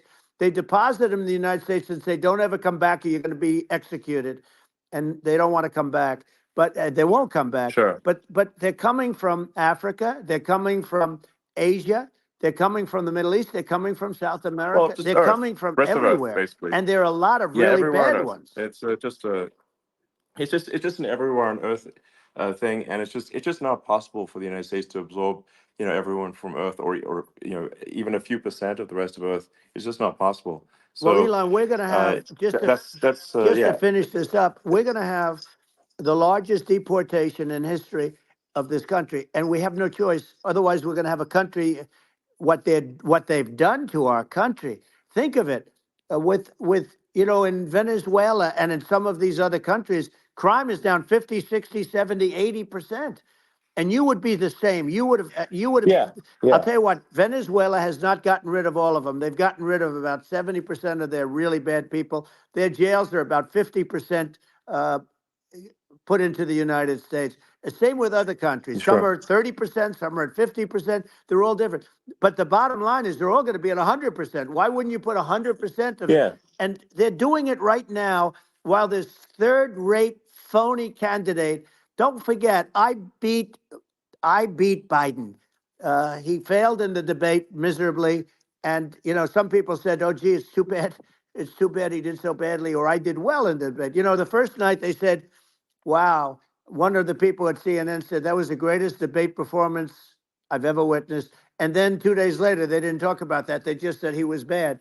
But that's okay. That's the way I get treated. And I don't mind that at all. What I can tell you is this: we cannot have a Democrat. We cannot have her. She's incompetent. She's as bad as Biden in a it's different. Look, yeah. she hasn't done an I mean, interview since this yeah, whole scam started. well, And say what you want. This yeah, was a coup. This was a coup of a president of the United States. He didn't want to leave, and they said we can do it the nice yeah. way or we can do it the No, hard way. yeah. Not, I mean, they just took him out back behind the shed and basically shot him. Oh, what they did Biden. with this guy, So and I'm no yeah, fan of his, and he was a horrible president, the worst president in history. And one of the reasons he was so bad, first of all, the Israeli attack would have never happened. Russia would never have attacked Ukraine, and we'd have no inflation. And we wouldn't have had the Afghanistan mess, if you think of it. well, And we wouldn't have had yeah, Afghanistan. But we think of it, well, yeah. you take a few of those events away, and we have a different world. We would also have No, no no, you're yeah. inflation was caused by oil. Yeah, no, no. I think you make an excellent point here, which is that when other countries can, that are, are thinking about invading or doing bad things, when they're thinking about that, they're thinking about, okay, what's the American president going to do, and do they fear the American president, or is there someone they do not respect and do not fear? And I think they would they rightfully be. I mean, but look at the footage with the assassination. They're like, okay, uh, President Trump is like, don't mess with me. I mean, that's like, whereas I think people are not going to be, and they obviously have not been at all intimidated by Biden, and they certainly will not be intimidated by Kamala. And you have to really think of that in the context of global security.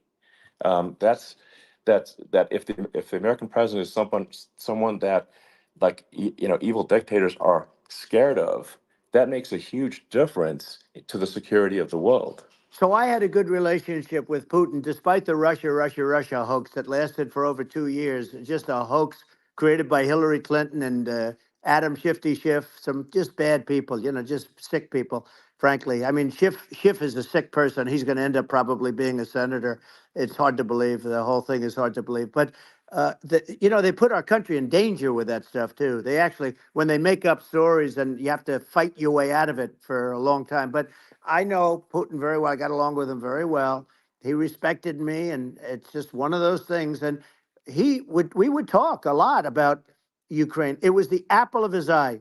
But I said, don't ever do it. Don't ever do it. I shut down Nord Stream 2. That was the big oil pipeline, the biggest, I think, the biggest pipeline in the world going all over Europe. I shut it down. Biden came, and then they say, Yeah. I loved Russia. I was a friend of Putin, and I loved Russia. No, he actually said to me one time, he said, if you're my friend, I'd hate to see you as an enemy. I shut down his pipeline, the biggest pipeline. They were looking at that to Yeah. fund, and this pathetic president gets in there, and the first thing he did, one of the early things he did, is he shut down Keystone XL pipeline, which is our pipeline that would have employed 48,000 people, pipeline workers, shuts it down. That was, a massive job that Obama refused to allow. Yeah. I allowed it in my first week because it was jobs and it moved oil. And by the way, in a much more environmentally friendly way. It's underground. It's not a truck that catches on fire or a train that catches on fire. But think of it. He shut down the XL pipeline, the Keystone XL pipeline. Yeah. He shuts that down, and he approves the Russian pipeline, Yeah, it doesn't make any right? sense. It's inconsistent. Certainly but I mean, I think it's just worth emphasizing, to listeners the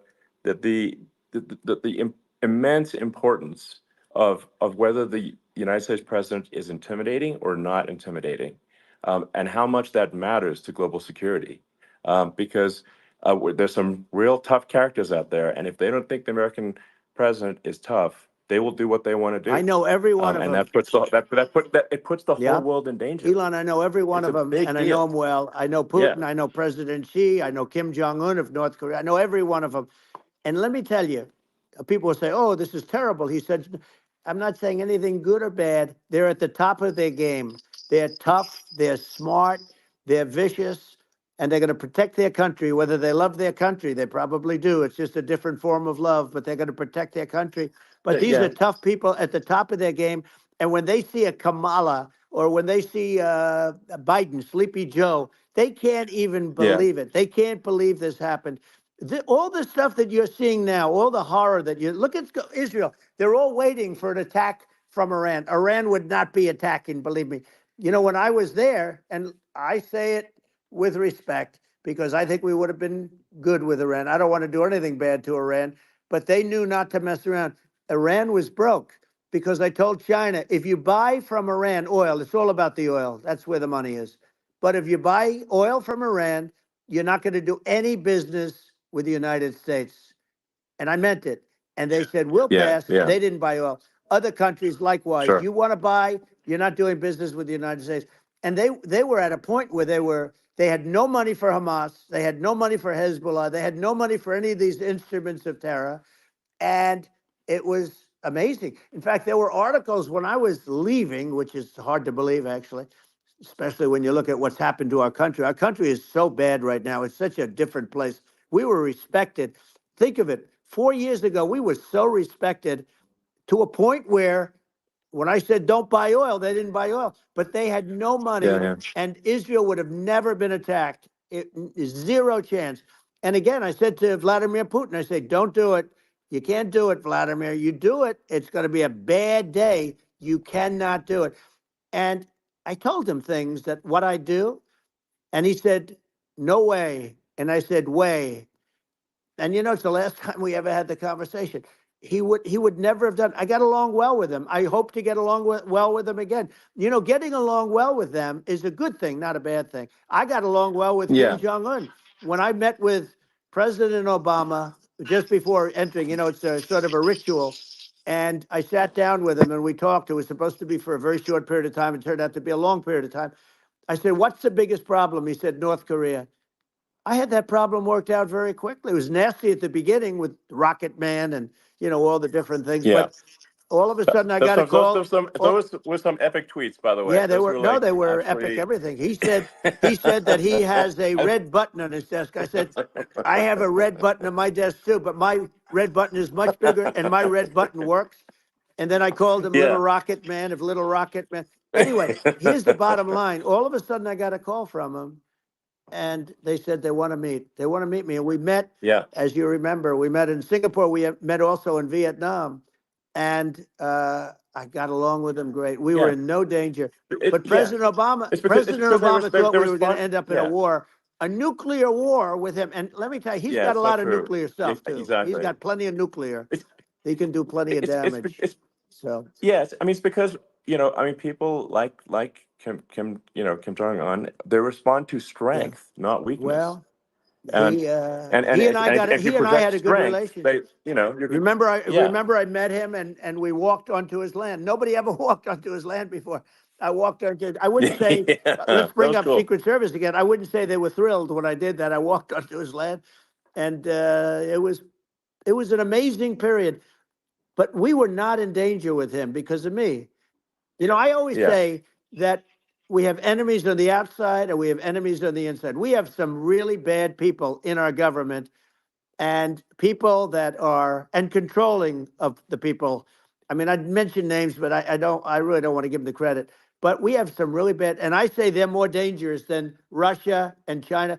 If you have a smart president, a president that gets it, we are not in danger from those countries because they need us and they need our help. I mean, we forced Obama, if you think about it, Obama and Biden and Bush to a certain extent, in all fairness, forced Russia and China together. And if you're a history student, the first thing you learn is you cannot let Russia and China align. But then they also got, if you take a look, Iran, and they have North Korea. That's, they call it the axis of evil. In the old days, you had the axis of evil. Here we have a modern day axis of evil. These are powerful countries, very heavy nuclear, which is the biggest threat. The biggest threat is not global warming, where the ocean's going to rise one-eighth of an inch over the next 400 years. And you'll have more oceanfront property, right? The biggest threat is not that. The biggest threat is nuclear warming, because we have 5 countries now that have significant nuclear power, and we have to not allow anything to happen with stupid people like Biden. Biden did something with Russia. There was no chance of him ever going in. And when I left, and then after I left, they started forming big armies on the border with Ukraine, right? And I looked at that, and I thought he was doing that because Putin's a good negotiator. I thought he was doing that to negotiate.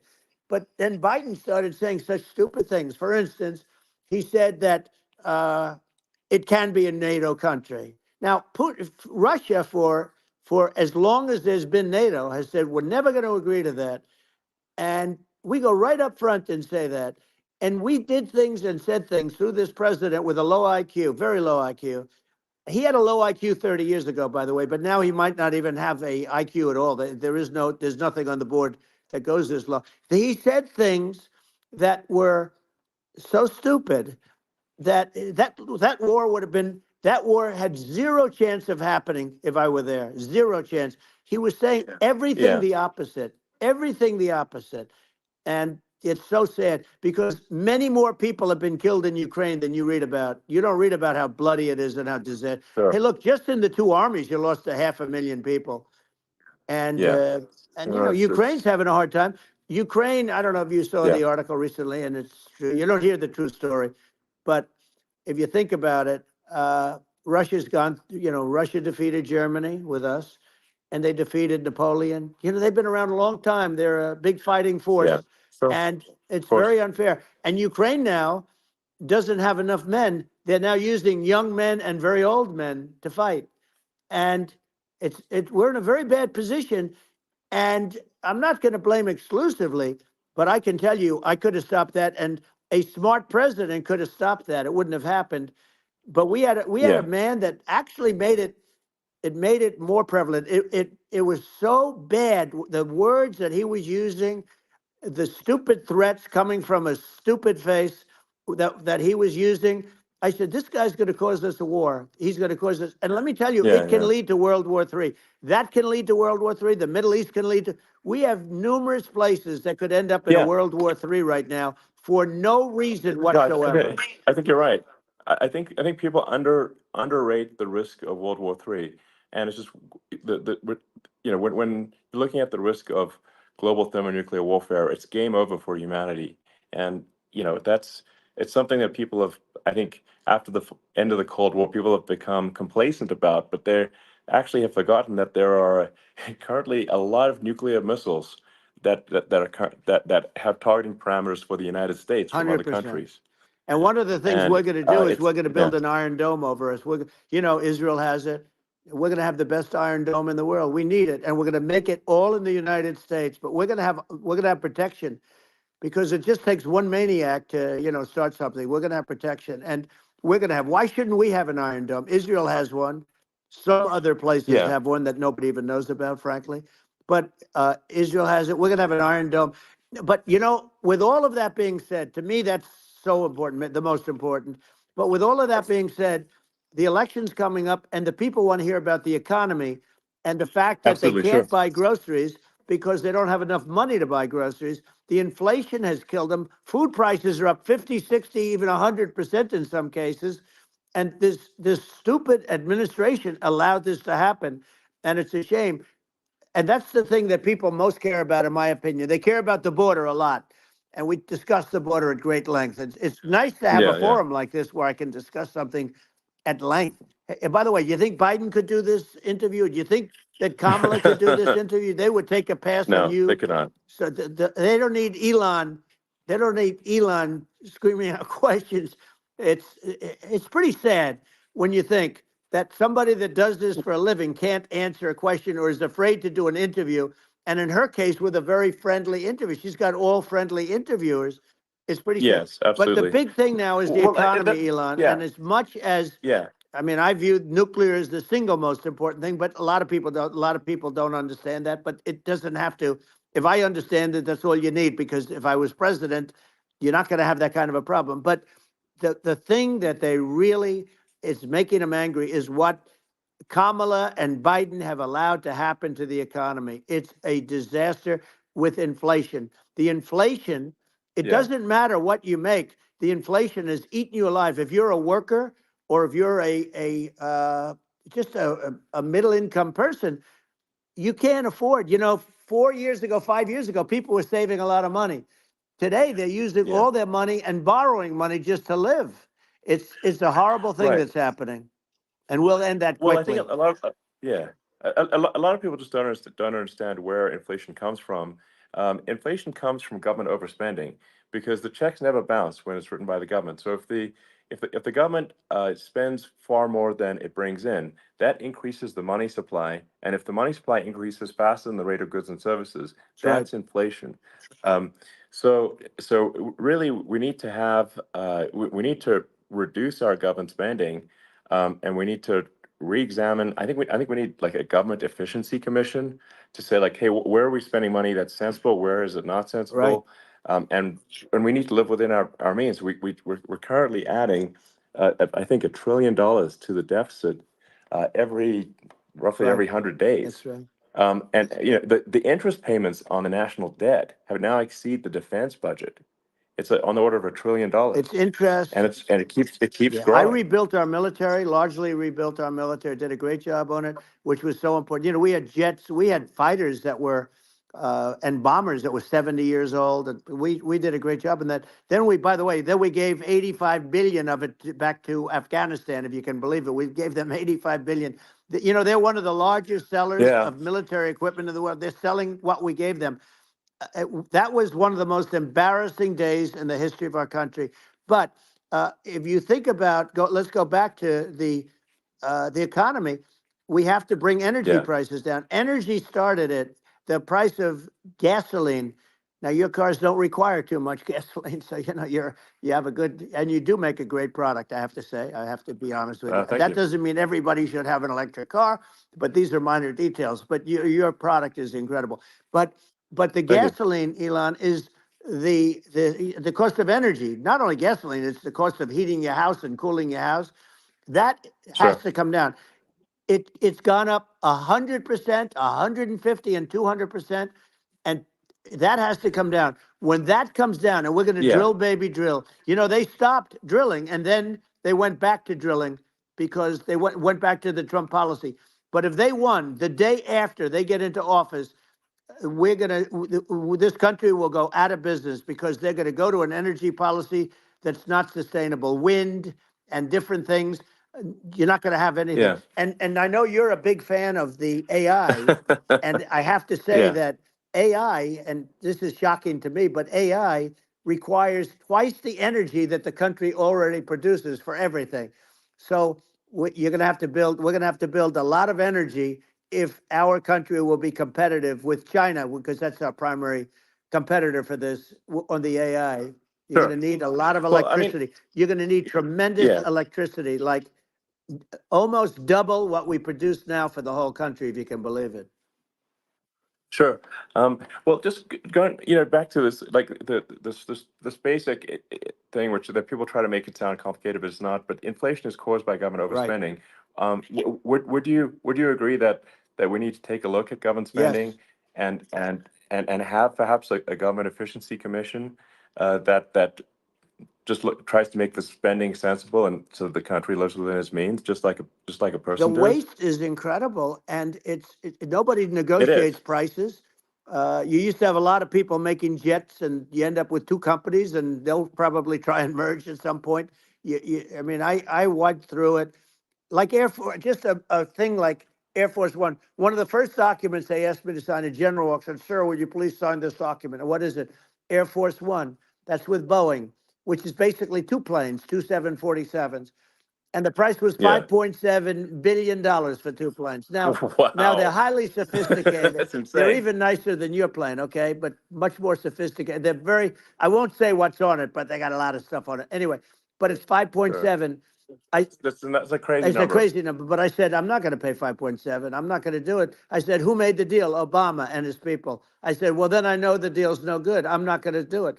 And over a course of about 4 weeks, by my saying I'm not going to do it, I got the price reduced by $1.6 billion for the exact same plane, other than we had a nicer paint job, if you want to know the truth. But for the exact same plane, I saved one. And I said to Boeing, man, you guys must make a lot of money if you can reduce the price by that. But now what I do hear is that they're going back to the Biden administration and wanting big cost overruns, because they see these dopey suckers in there, and they'll end up getting some of the money back. But I shaved it by $1.6 billion for the exact same plane. And you can now take that and multiply that out times thousands of other Exactly. items. And Multiply it by yeah, a the zillion. numbers are And yeah. astronomical. I agree with you. Well, I mean, I think it would be great to just have a government efficiency commission that takes a look at these things and just ensures that the taxpayer money, the taxpayers' hard-earned money, is spent in a good way. I'd be happy to help out on such a commission I'd love if it. it were formed. Well, you're the greatest cutter. I mean, I look at what you do. You walk in and you just say, you want to quit? They go on strike. Yeah. I won't mention the name of the company, but they go on strike and you say, that's okay. You're all gone. You're all gone. So every one of you is gone, and you are the greatest. You would be very good. Oh, you would love it. But if you look at Argentina, Well, I'd be happy to yeah, by help the way, out. congratulations. I Yeah. just looked at the number of people that are listening to you and I chat. We'll call it a chat. But Yeah. congratulations. This is very good. I mean, it's great. And you're an interesting character. The new head of a place called Argentina, and he's a big, Malay's awesome. he's great. And Yeah. he's a big MAGA fan, that he ran on MAGA. And he took it to an extreme too. He ran on MAGA, and I hear he's doing really a terrific job.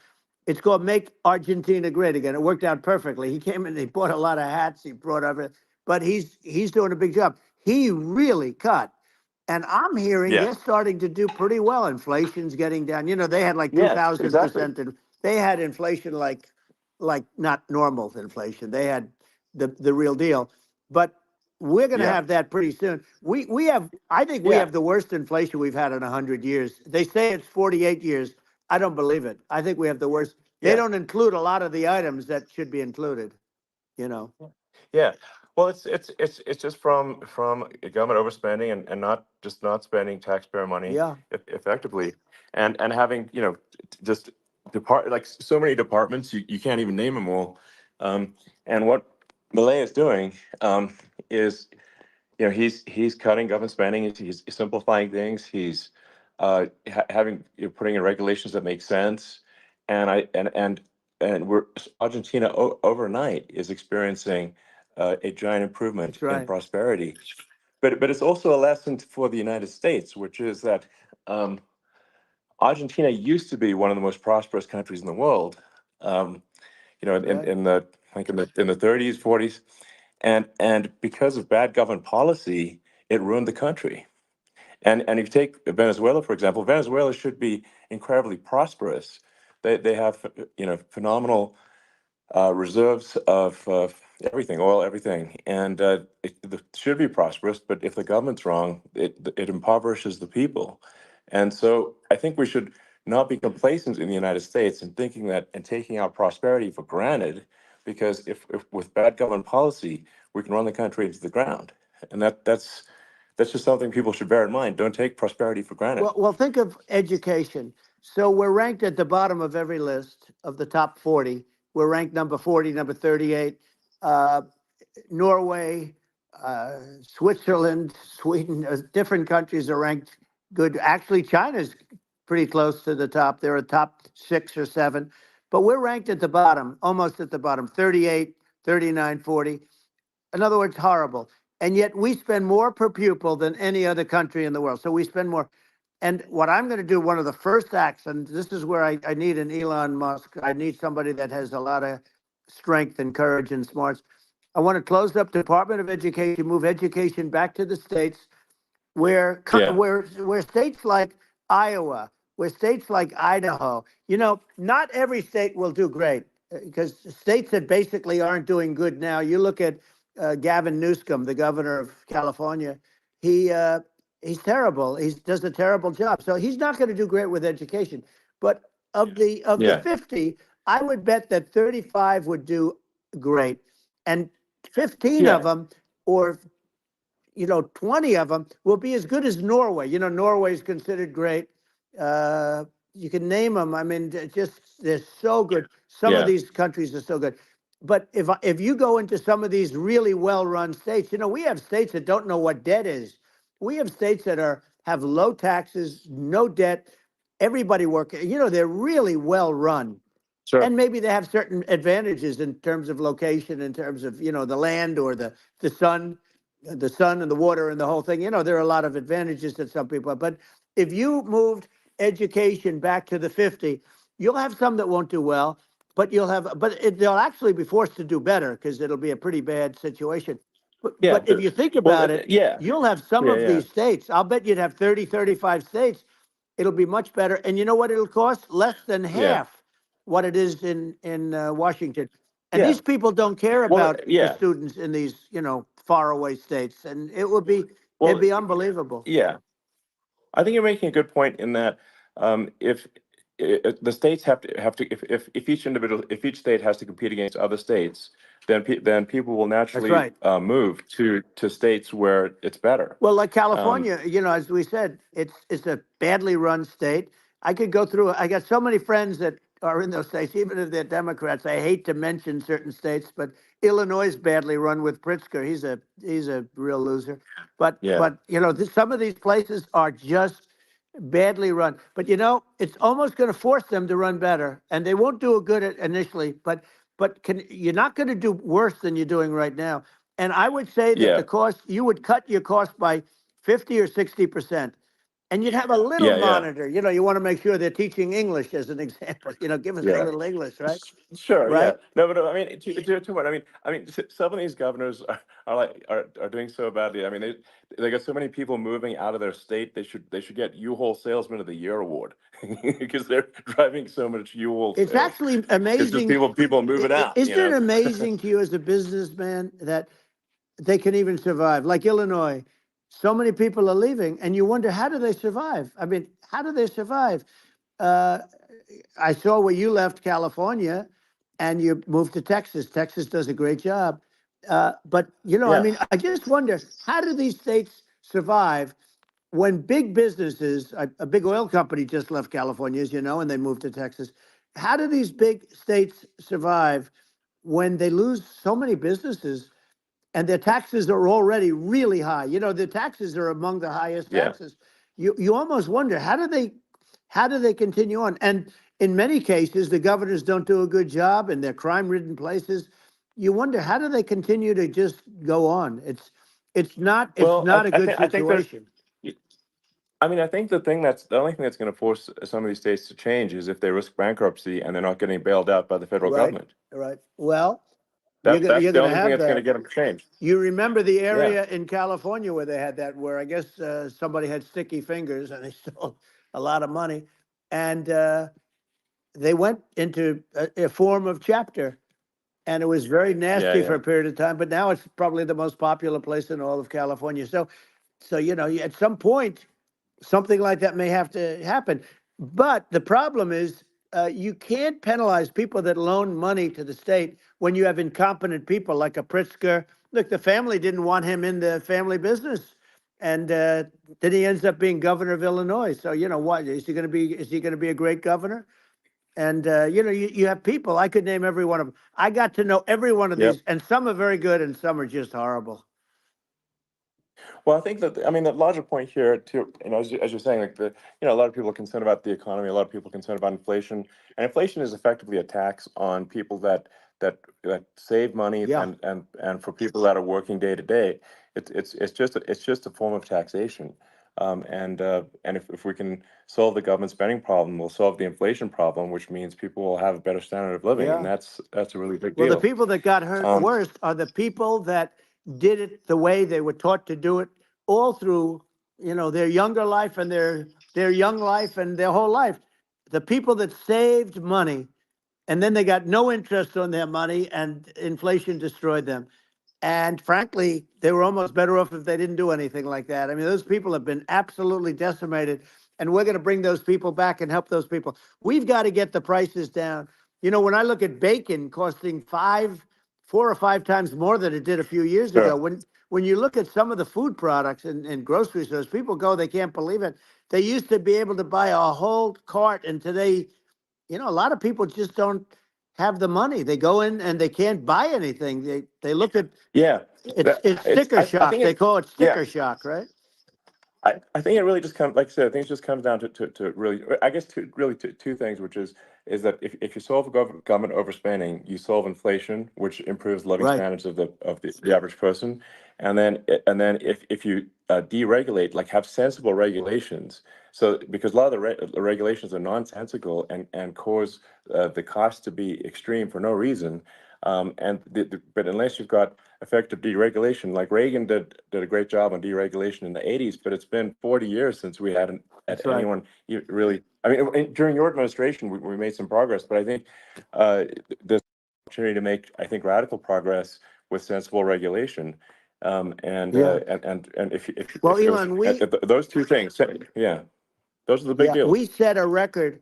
We did more deregulation and more restrictions on all of the different businesses than any other president. Remember, I had the rule for everyone we put in, you have to get rid of 10 or 12. And we did Yeah, radical cuts on all of that. And a lot of that's being put back by this administration. And we did radical cuts on things that weren't necessary. But we were all set. You know, we had the best economy ever maybe in the world. And then what happened is COVID came in and we had to focus on that and nobody knew what it was. And I always say I get good marks on economy, good marks on military. We knocked out ISIS. We did so many different things. We rebuilt. But, you know, I never got the credit that we really deserved on what we did with COVID. We never got the credit. But if had that not happened, a gift from China, from Wuhan, came in from Wuhan, the Wuhan labs, and I always said it, and it turned out to be right. But yeah, had that not happened, we were set to start reducing debt We were going to reduce taxes further. I gave the largest tax cuts, and we were going to reduce taxes still further for middle income people, not only businesses. But we did it for businesses because they're the ones that's why we had the great job numbers. But we were set to really start reducing debt. And, we're sitting on the biggest pile of liquid gold anywhere in the world, bigger than Saudi Arabia, bigger than Russia. And we were going to drill, and we were going to make so much money. We were going to supply Europe with oil. I had stopped the Russian pipeline, and we were going to supply them with oil and gas. We were going to make a fortune. And then the COVID came in, and we really had to divert. Then what happened is when they came in, we kept a lot of businesses alive. If I didn't do what we did, we would have had a 1929 type depression. But the problem is when Biden came in, he got trillions of dollars and just started spending it stupidly. You didn't need it anymore. We got over that bad period where everybody was dying and feeling, it was just not a good period. Interestingly, during his administration, many more people died during his administration of COVID than during my administration, and we really got the brunt of it. But people don't realize more people died during his administration than ours. But it diverted us from doing what I wanted to do. But we had the greatest for almost 3 years.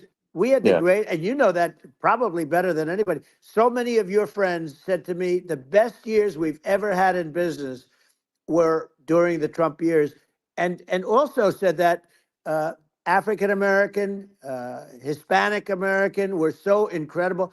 They were having the best. Asian American women, men, young people without a diploma, young people that graduated from the best colleges, from MIT, from the Wharton School, from all of the great colleges, Harvard.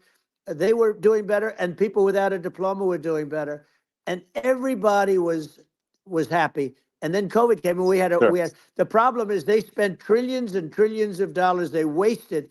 They shouldn't have taken any money, and we wouldn't be having inflation right now, which is killing our country. Yeah, absolutely. I mean, I should probably say something about maybe my views on climate change and oil and gas, because I think I'm probably different from what most people would assume, because my views are actually pretty, I think, moderate in this regard, which is that I don't think we should vilify the oil and gas industry and the people that have worked very hard in those industries to provide the necessary energy to support the economy. And if we were to stop using oil and gas right now, we would all be starving, and the economy would collapse. So it's I don't think it's right to sort of vilify the oil and gas industry, and the world has a certain demand for oil and gas, and it's probably better if the United States provides that than some other countries. Sure. And it would help with prosperity in the U.S. And at the same time, obviously, my view is like we do over time want to move to a sustainable energy economy, because eventually you do run out of. I mean, you run out of oil and gas. It's not there for. It's not infinite. And there is some risk. I think the risk is not as high as a lot of people say it is with respect to global warming. But I think if you just keep increasing the parts per million in the atmosphere long enough, eventually it actually simply gets uncomfortable to breathe. People don't realize this. If you go past 1,000 parts per million of CO2, you start getting headaches and nausea. And so we're now in the sort of 400 range. We're adding, I think, about roughly 2 parts per million per year. So I mean, it still gives us. So what it means is like we still have quite a bit of time, but so there's not like we don't need to rush, and we don't need to stop farmers from farming, or prevent people from having steaks or basic stuff like that. Like you can leave the farmers alone. I agree. How crazy is that? Where I mean, you have farmers that are not allowed to farm anymore and have to get rid of their cattle, and the whole world is a little crazy. But it's largely taken its lead from us. I do say though, I've heard in terms of the fossil fuel, because even to create your electric car and create the electricity needed for the electric car, fossil fuel is what really creates that at the generating plants. And, so you sort of can't get away from it at this moment. I mean, someday you might be able to, but I do hear we have anywhere from 100 to 500 years left. much of it hasn't even been found yet. Yeah. But there are tremendous, like Anwar. I got Anwar in Alaska approved. Ronald Reagan couldn't do it. Nobody could do it. Everybody tried. Nobody could do it. I got it approved. The first thing that Biden did was unimprove to get rid of it. He ended Yeah. it. His secretary went in and she ended it. And what a disgrace. That's Anwar. That's bigger, or they think it could be bigger than Saudi Arabia in Alaska. Could be bigger than Saudi Arabia. But they went in and they terminated it. And I'll get it going very quickly, because not only is it big for Alaska, I mean, you talk about economic development, that for the United States, I mean, that is, they say bigger than Saudi Arabia or the same size, and pure, Yeah. really good stuff. And, they end it. So I think we have, perhaps hundreds of years left. Nobody really knows. But during that I mean, time, my something will estimate. come around that will be Yeah. very good. Yeah. Yeah. Well, I mean, and my estimate would be, a little more aggressive than that, but it's not the sort of like we're all going to die in 5 years stuff. That's obviously BS. Um, but I mean, my view is like if you just look at sort of the parts per million that increments every year, you get sort of 2 or 3 parts per million every year of CO2. Uh, I mean, I think some of that it's problematic if it accelerates, if you start going from 2 or Right. 3 to say 5, and then there may be some situations where you get just a step change increase in the CO2. And I think we don't want to get too close to 1,000 ppm, because like that's actually makes it uncomfortable to breathe. Like just existing in 1,000 ppm CO2 is uncomfortable. That's like that's considered like an industrial hazard. Right. Just so it's that's actually, you start getting headaches and stuff. So it's even without global warming, it's not comfortable to live. So you don't want to get too close to that. But I mean, I think we've got. I think we want to just move over, and like, and if I don't know, 50 to 100 years from now, we're I don't know, mostly sustainable. I think that'll probably be okay. So it's not like the house is on fire immediately, but I think it is something we need to move towards. And on on balance, it's probably better to move there faster than slower. But like I said, without vilifying the oil and gas industry, and without causing hardship in the short term, I think this can be done. Without but people can still have a stake, and they can still drive gasoline Sure. cars, and it's okay. It's like, it's not. I don't think we should vilify people for it, but I think we should just generally lean in the direction of sustainability. And I actually think solar is going to be a majority of Earth's energy generation in the future, and it's certainly trending that way. And so you get the solar power, combine that with batteries, so because obviously the sun doesn't shine at night, and then you use that to charge the electric cars, and you have a long-term sustainable solution. And that's what Tesla's trying to move things towards, and I think we've made a lot of progress in that regard. But when you look at our cars, we don't believe that environmentalism, that caring about the environment should mean that you have to suffer. So we make sure that our cars are beautiful, that they drive well, that they're fast, they're sexy. I mean, they're cool. In fact, literally, I mean, the sexy joke, Model S, Model 3, Model X, and Y spells out sexy. It's probably the most expensive joke out there. But I don't know, I like cheesy humor. So, but I'm a big fan of, like, let's have an inspiring future, and let's Yeah. let's work towards a better future, and we can do so without demonizing Right. people. I'm okay. It's very interesting. You use the word global warming, and today they use the word climate change, because you have some places that go up and stuff.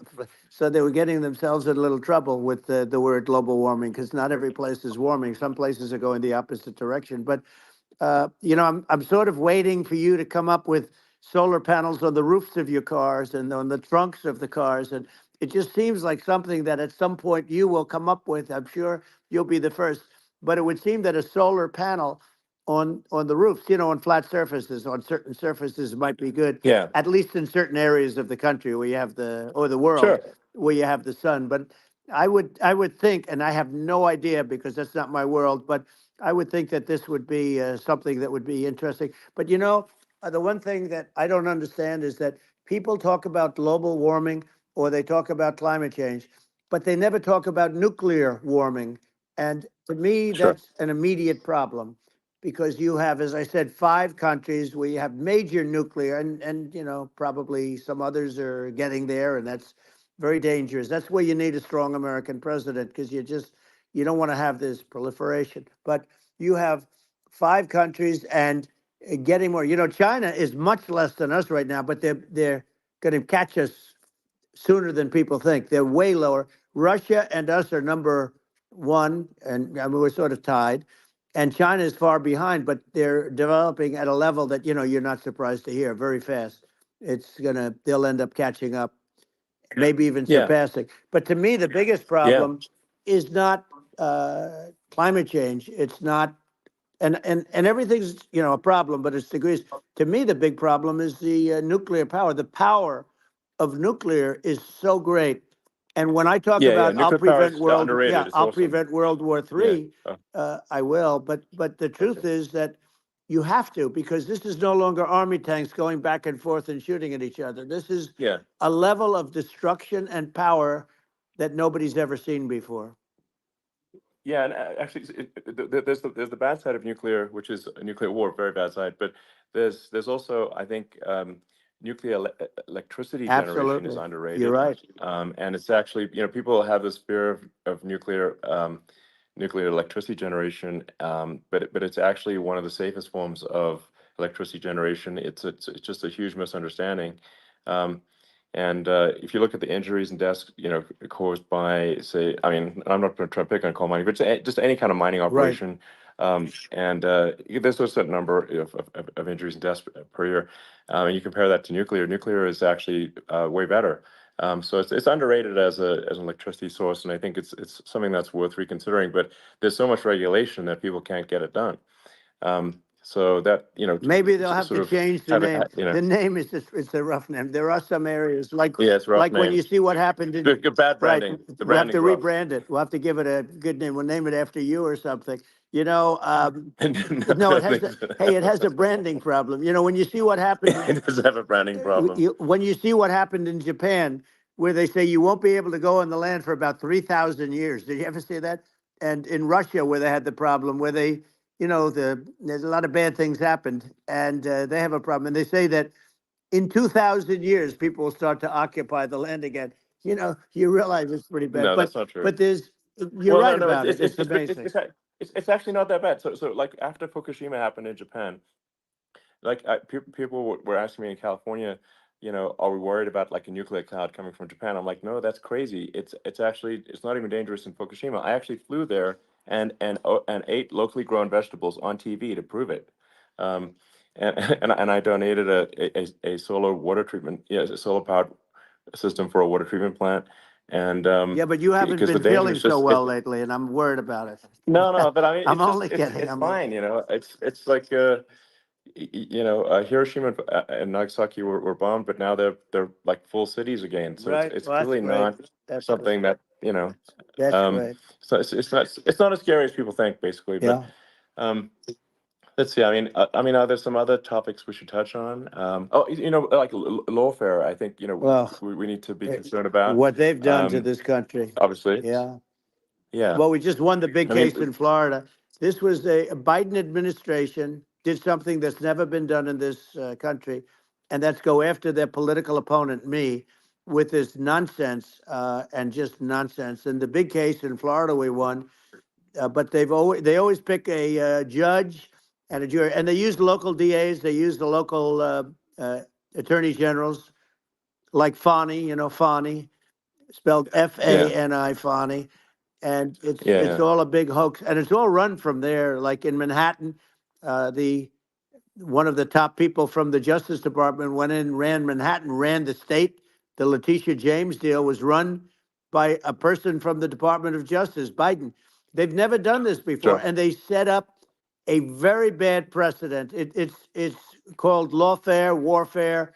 yeah, It's a terrible thing, and never happened in our country. It does happen in banana republics and third world countries, but it's never yeah, happened. And the incredible thing is it actually drove my numbers up because people see, fortunately I have a platform like you, or, in all fairness, like a conversation like this, where I can talk about it and people understand. I mean, you fight for election integrity and you end up getting indicted because you're fighting for election integrity. And when the day comes that you can't fight for election integrity, you don't have a country anymore. So what happens? What Yeah. happens is they went after their political opponent, me. Now Biden's, close to vegetable stage, in my opinion. Okay, I looked at him today on the beach, and I said, why would anybody allow him? The guy could barely walk. Why would anybody allow him? Does Yeah. he have a political advisor that thinks this looks good? He thinks this looks good because it looks so bad, and it's ridiculous. I mean, and he's been doing Right. that Right. for a long time. He can't lift the chair. The chair weighs about 3 ounces. It's meant for children and old people to lift, and he can't Yeah. lift it. The whole thing is Well, crazy. he's clearly not, I mean, he's clearly like, we just don't have a president right You now. don't That's have a just obviously the president, and case. she's going to be worse than him Um, because she is a San Francisco liberal who destroyed San Francisco, and then as Attorney General, she destroyed California. You talk about location, and we're talking about the sun and the water and all. There's nothing better than California. She has destroyed that. She was the original DA. She was the original in San Francisco. She was the original Attorney General in California. What she has done to California is, well, you know better than I do. You just left California for a lot of those reasons. And what she's done with crime, with cashless bail, where you kill somebody. I mean, we have states there you kill somebody and they let you out right away. I mean, you don't have to even put up, and then they never find the people unless they kill again, and then they let them out again. Our yeah. country is becoming a very dangerous place. And she is a radical left San Francisco liberal. And now she's trying to protect. Now she's looking like she wants to be more Trump than Trump, if that's possible. I don't think it's possible, but she wants to be more Trump than Well, Trump. yeah. I want a wall. I I want, think that's, she yeah. wants to release all the Yeah. prisoners that are in detention, and some of these guys are really bad. Right. That just came Yeah. I out just saw today. that. She Yeah. doesn't want to build the wall, even though the walls work. Walls and wheels. In your business, everything you do is obsolete, almost, well, not the tunnels, but everything is obsolete. Even your rocket ships, they're like a month later, they're obsolete. You find a better way to. The only thing that's not obsolete is a wall and a wheel. And the wall, I built hundreds of miles of wall, and that's why we had such good numbers. I was going to add Yeah. 200 miles. We bought it. We could have flipped it up in 3 weeks, and they sold it for 5 cents on the dollar. That meant, I said, wow, that means that they actually do want to have open borders. She wants to have open borders, and now she's going like she's tough on the border. It's such a lie. Yeah. This is simply not true. Yeah, This is simply no, not and true. everybody Yeah. knows it's Simply not not true. true. It's a disgrace that she can Yeah. say it. No, I mean, obviously, what's happening sort of overnight is they're rewriting history and making Kamala sound like a moderate when in fact she is far left, like far Worse left. than Bernie Um, Sanders. She is considered more yeah, liberal by far than Bernie Sanders. She's a radical left lunatic. And if she's going to be our president, very quickly, you're not going to have a country anymore. And she'll go back to all of yeah, the things that she believes in. She believes in defunding the police. She believes in no fracking, zero. You don't. Now all of a yeah, sudden she's yeah. saying, no, I will. I really want to see fracking. If they got in, the day she got in, she'll end fracking. And by the way, if people didn't think that, the lunatics that really believe in that, they won't vote for her. Like the Yeah. Palestinians and Israel. She is so anti-Israel, and she's bad for both. Biden actually did something that was impossible. Both sides hate him. Both sides. That was a hard Yeah. thing to do. Unification. Yeah, no. I mean, Netanyahu came to give a talk to a joint Senate and House sitting, and I was there, and Kamala stood him up. What does that say? I think Um, it's highly that's disrespectful. And I say, if you're a Jewish person or if you believe in Israel, if you're a person that, is a very pro-Israel, if you vote for her, it's worse than Biden. And Biden was bad. But if you vote for her, you ought to have your head examined. And you see tonight, I mean, as we're doing this, I'm seeing reports coming that they expect an attack tonight or tomorrow from hundreds and maybe thousands of rockets. You know, their Iron Dome, as they call it, as we all call it, but their shield that they built, that can be swamped. We'll use the term that's Yeah. appropriate, swamped.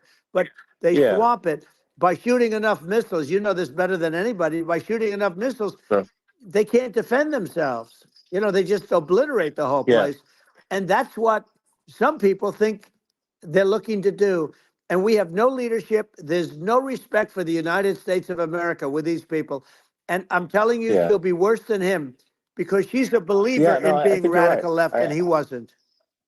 I think you're right. I mean, you really, it's important for the public that may be listening to this to look at Kamala's track record, before the last month, and say, is that a track record you agree with? And I think if you're an independent moderate, you definitely would not agree with it, because it is her behavior has been far left, and we're seeing just an overnight propaganda attempt to rewrite history and make it sound like Kamala's moderate when she in fact is not moderate. Well, So her I think running mate approved, signed into legislation, tampons in boys' bathrooms. Okay, now yeah, that's yeah, all I that's have weird. to hear. Tampons in That's boys' weird. bathrooms, and that means she Yeah, believes in that too. I mean, yeah, that's she not picked this okay. guy because he was the closest to her. A lot of people thought she'd pick sort of the opposite, but she picked an anti-Israel radical left person. But she is far worse, they say, than Bernie Sanders. If we have her as a president, if we have a Democrat at this moment as a president, I don't think our country can survive. I think it's a massive. I think we're in massive trouble, frankly, with the Kamala administration, and that's my honest opinion. And I think really it's essential that you win for the good of the country this election, and I mean I'm just stating my opinion. Now you may have seen this, but I got a letter from the EU Commission saying to not have disinformation on during this discussion that we're having, and there's a lot of attempts to do censorship and to force censorship even on Americans from other countries, and what do you think about that? Well, I know the European Union very well. They take great advantage of the United States in trade, as you know. We, through a different forum, NATO, we protect them. And yet, if you build a car in the United States, you can't sell it in Europe. You just can't sell it. It's impossible. The same thing with our farmers. Our farmers find it very difficult to do business. You know, we have a deficit with them of $250 billion, which people don't know. It sounds so nice, the European Union, but let me tell you, they're not as tough as China, but they're bad. And I let them know it. And that's probably why they notified you. No, they don't treat our country well. We defend them, with Ukraine. So we're in for 250 billion, and they're in for about 71 billion, and they have the same size. It's if you add up the European nations that in terms of an economy, it's about the same size. When you say as us, and they're in, Yeah, and they're in much greater risk. They're right there. We have an ocean separating us from, in this case, the enemy would be Russia. It used to be for the yeah, Soviet Union, but let's assume they're close enough. And what happens is they're in for 70 something million. I think even less than that, billion, and we're in for about 250 billion, and it could be a lot higher than that. And I say, why aren't you going to equalize? Why aren't they paying what we're paying? And they're in much more, it's much more important for them because of the fact that, they're right near there. I mean, they're all sort of in that location. We're not. But yeah, they should, and I did it with NATO. There were only 7 countries that were paid up in NATO out of 28 at the time. And the United States yeah, was yeah, the United States was subsidizing NATO, tremendously subsidizing NATO. And I went yeah, in and I said, you yeah, got to pay up. If you don't pay up, we're not going to defend you any longer. I took a lot of heat, but you know what happened? Billions and billions of dollars came flowing in. And, yeah. I think a lot of the public isn't aware of the fact that the United States pays a disproportionate share of the NATO expenses. And then we get even though, taken like, advantage of on trade. So think yeah, about it. well, I mean, the point of NATO is defending Europe, and it's it's like, then okay, well, why is the United States paying disproportionately more to defend Europe than Europe? That doesn't make sense. That's unfair, and that is an appropriate thing to address. Well, Um, when you talk about so cost cutting and savings and everything else, I mean, honestly, look, there's nobody that feels worse about the Ukraine situation than I do, because I know it would have never happened. I know Zelensky. He was very honorable to me, because when they went with the Russia hoax and they said I had a phone call with him, he said it was a perfect phone call. It was a great phone call. He could have grandstanded and, said, oh, he was very threatening. He said, no, it was a very nice phone call. I called him up to congratulate him on his win, and you end up getting impeached because these people are yeah, yeah, lunatics. I was talking about the difference from the people within and the enemies on the outside. In many cases, the people from within are more dangerous for our country than the Russias and the Chinas. If you have a smart president, you're not going to have a problem with them. You're going to do things. yeah, Now, they've taken advantage yeah, of us absolutely. incredibly, but you're going to do things with the right person. Yeah, well, I think it's obvious that you're a believer and an advocate of free speech, because during your first term as president, you were attacked relentlessly every day, often very unfairly, with with false attacks, and you didn't try to shut down the media. You didn't try to uh, inhibit their freedom of speech, and I think that says a lot. Well, the good thing is that you and I have, and some people, very few, we can get the word out. Although sometimes it's hard because they don't want to print it, like we're having a great conversation right now. Kamala wouldn't have this conversation. She can't, because she's not No. smart. She's not a smart person, by the way. She can't have this conversation. And Biden, we don't even have to talk about it. I mean, he couldn't have this conversation. He would have given up on the first half of a question. He would have walked out. He would have said, "Where am I? Where am I going?" So anyway, but Yeah, no, he wouldn't have this. that's true. Not a lot of people would have this conversation, but we cover a lot of territory. But the beauty is that we can have a conversation, and Yes, you can I'm actually able have a to get it out conversation. without, because I get treated unfairly This by is a the really press. big point. You can actually have a conversation with you, Yeah, it's nice, isn't it? and you can't have a conversation with Biden or Kamala. It's like it's not possible. That's true. Um, so this is like talking to an NPC. No. So it's just Well, impossible. but think of it. We need a man or person who's unbelievably sharp in order to stop all the nuclear danger and all the dangers that I'm talking about. And I got along with all these. I got along with Kim Jong Un. We had dinner, we had everything, and he really liked me, and I got along with him really well. By the way, he's the absolute boss over there. A lot of people said, "Oh, do you think he really?" That's for Let me sure. tell you, I saw things that you don't want to know about. He is the boss. But we had a good relationship, and he doesn't like Biden. He considers him a stupid man. He said he's a stupid man. Well, at least he speaks his mind.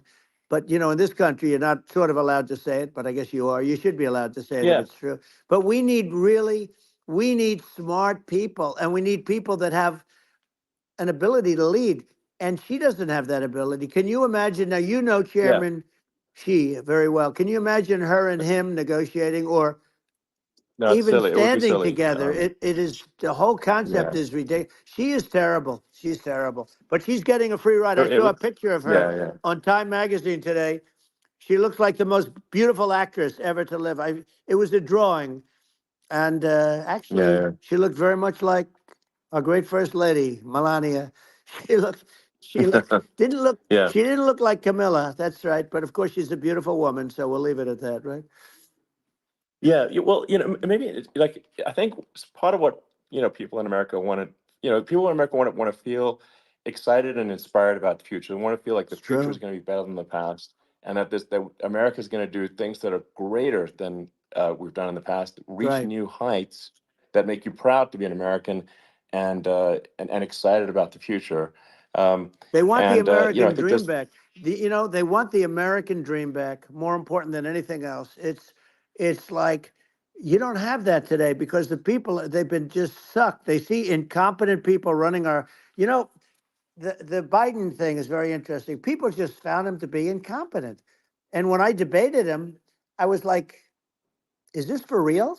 It was. yeah, it was just absurd. But I think there are like some grand projects that we could do. I mean, I think like we could build a base on the moon. We could send American astronauts to Mars. We Right. could build high speed Yep. connections that are more advanced than anything else in the world between our cities, so people have fast transport. Um, it's possible to solve traffic with tunnels. That's right. We already made great progress in Vegas doing that, and and just do things that are exciting and inspiring and make the future feel like it's better than the past. Well, I saw And what you did in Vegas, and I'll tell you, it was amazing. I got to see. I took a big glimpse at it, and it's incredible. It's incredible, and you could do that all over. You could do that all over. It's deep. yeah, You don't even need much structure. Assuming you're in the right areas. no, it's It's straightforward. amazing.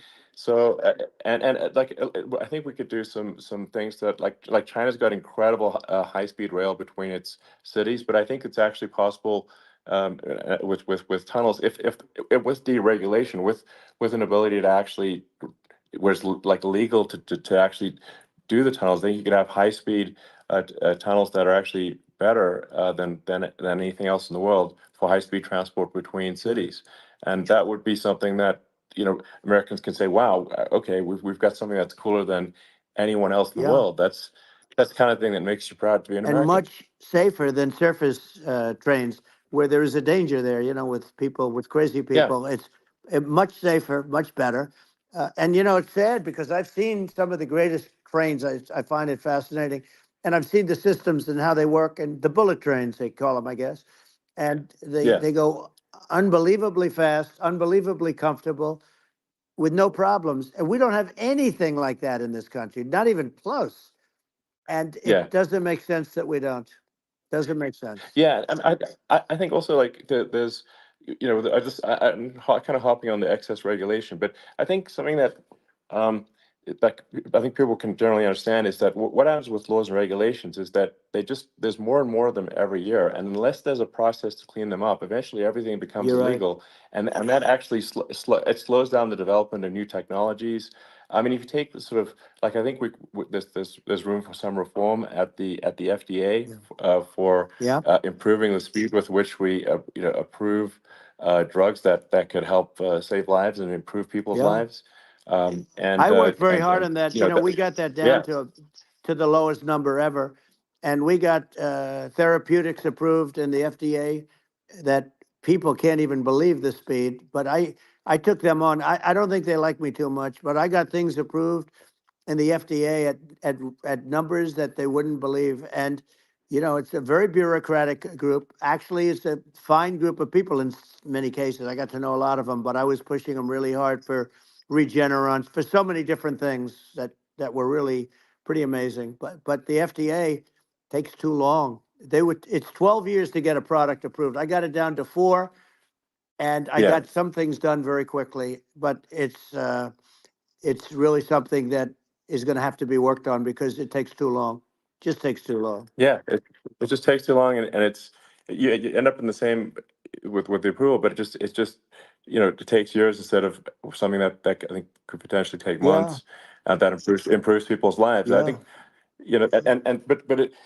I just wanted to sort of hop on this point that like there has to be an active process for reducing rules and regulations, because otherwise they just keep building up every year, and yep, you get like hardening of the arteries, and eventually everything's illegal or takes forever, and then we just we just ossify as a society.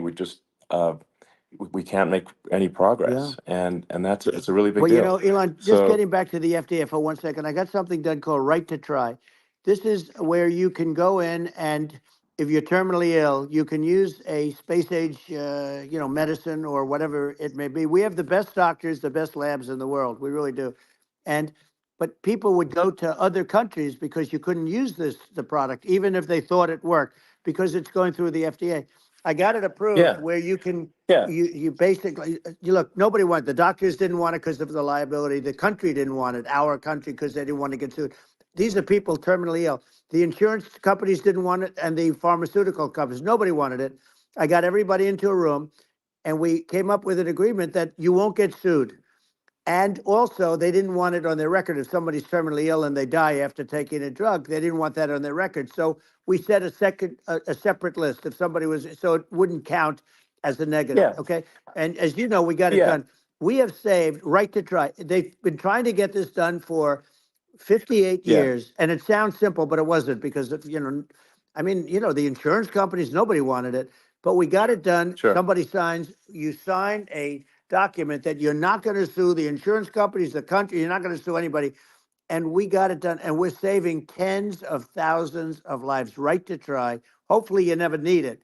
But if you Yeah. do, you don't have to travel to Asia. People, Right. if they had money, they go to Yeah. Asia, they go Sure. to Europe. If they don't have money, they go home and die. That's what happened. They'd go home and die. Yeah. Well, I mean, and actually, to give Europe some props here, it's like if a drug is approved in Europe, which has a crazy amount of regulations, it should obviously be approved in the U.S. Yeah. I mean, they get more regulations than we do. So why would a drug be approved in Europe and not in the U.S.? That's crazy. Well, we did it. We did Um, something that really, they've been trying to do it for 50 years and they just couldn't get it done. And I got it done. And it's really something. But you're right. Some people go to Europe because a drug isn't approved here, but it's approved in Europe. And it's a drug that, generally speaking, would yeah, work. It's pretty crazy. You're absolutely. right. And I think so long as people are properly informed of the pros and cons and like these are the risks, this is the risk, and like you make your own decision. Yeah. That makes sense. Well, I think just, So in sort of closing up, and by the way, I'm looking at the numbers. You got a lot of people listening. I hope you don't get yeah. nervous because you got a lot of people listening to you right now, like 60 million or something. What is that number? It's crazy. It's amazing how you can see that right away. What is the number? Wow. What is it? Well, Wow. I think in Wow, terms of people that's bigger than you said. You said 25 and you're much more than double that number, 25 million. I think you're going to be 60 or 70. And I guess over a period of time, hey, I congratulate you. Do I get paid for this or not? well, I think actually in terms of the number of people that will hear this conversation over the next few days to Right. weeks, it's going to be hundreds That's of what they millions. say. Yeah, that's good. Well, look, it's an Yeah. honor.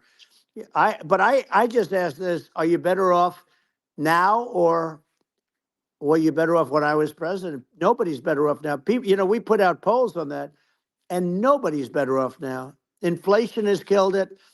And they also feel very unsafe. You look at what's going on with a lot of different things. You look at the riots we had at the Yeah. colleges over, I mean, it's ridiculous, but Right. all of the riots, they just feel unsafe. And now they really feel unsafe because you have a new form of crime. It's called migrant crime. I call it Biden Well, migrant yeah. crime. Maybe I'll call Well, it Kamala migrant crime. But I mean, with all these things, I always try to get to the ground truth by just asking people. And my mom lives in New York, and I was like, Mom, have any of your friends, been attacked or assaulted? And she said, yeah, three of her friends in three separate crazy. incidents were assaulted just in recent months, just walking around the streets of New York. And I said, well, what happened to the people that assaulted them? Oh, nothing. They got away. Like, and they just know They that always get away. nothing's going. And they don't even bother reporting it because they know that they're not going to, people are not going to get prosecuted. They just let violent criminals out in New York The with only one that gets zero bail. prosecuted is Donald Trump. They prosecute Trump. Yeah, I mean it's just obviously messed up Oh, it's terrible. if violent criminals are being getting off scot Yep. free, and meanwhile the New York spending massive resources prosecuting you, and it's like what's this and I think the sort of sensible public looks at this and says, what the heck's going on here? This is obviously abuse of the legal system. The legal system is supposed to be protecting the public right. from violent criminals, and it should be obviously allowing the public to make their own decision about who should be president, as opposed to some legal case. Once they start this precedent, because this can go on with the next one. I mean, this is a very bad precedent what they're doing in terms of going after their political opponent, and that's all it is. It's going after their political opponent, and Yeah. and then you get a judge who's a strong Democrat, and I'm being nice when I say that. In many cases, crooked as hell. but you get a judge and you go into an area where a Republican gets 3 or 4% of the vote, and you'll have a jury pool Yeah. with people that hate Republicans or hate. It could Sure. also be the other way, though, Of course. because it could start the other way in areas where they hate Democrats, Exactly. and you get into a Yep. Pandora's box. It's a very dangerous thing for this country, and a very dangerous thing even for the state. New York City is Yep. losing. New York Absolutely. City and state lose a lot of business over what they did to me, because these people say, we don't want that to happen to us. That's no justice system. You have an unfair system of Yes. justice, and it's costing New York State a tremendous amount of money. People are leaving and companies are leaving, and they won't come back. So, all of that stuff is important. But the economy now is the big thing, and we can turn that economy up so fast, and people are going to be back again. We're going to get rid of Yeah. inflation. I think there's a lot of Right. opportunity. Absolutely. Absolutely. So And I just I want to, think I want to congratulate you. You've done an amazing job. You have definitely got a fertile mind.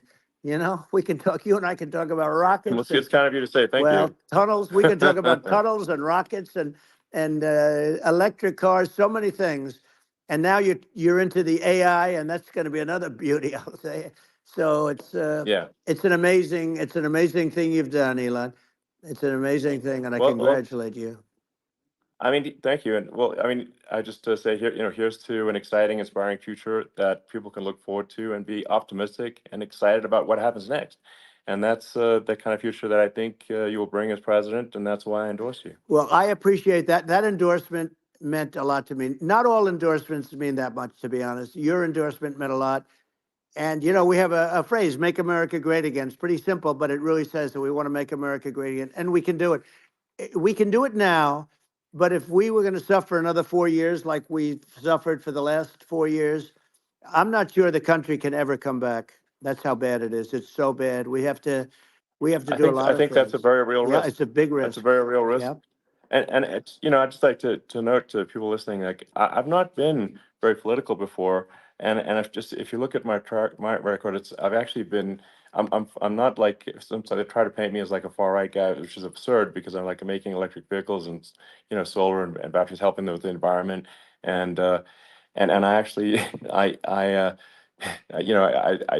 supported Obama. I stood in line for 6 hours to shake Obama's hand when he was running for president, and so it's not like I'm like some sort of dyed-in-the-wool long-term Republican. I'd call myself, uh, historically a moderate Democrat, but now I feel like we're really at a critical juncture for the country, and uh, I think a lot of people thought the Biden administration would be a moderate administration, but it's not, and obviously we're just going to see an even further left uh, administration with Kamala. That's my honest opinion.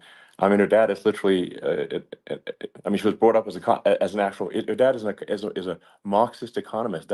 You can Google it. I mean, it's not a. We're not making this up. That's how she was brought up. So, and we want to have a future that is prosperous, and I think we're just at this critical juncture, and I think this is a case of the America is kind of at a fork in the road, It's true. and I think it will take if the path like you are the path to prosperity, and I think Kamala is the opposite.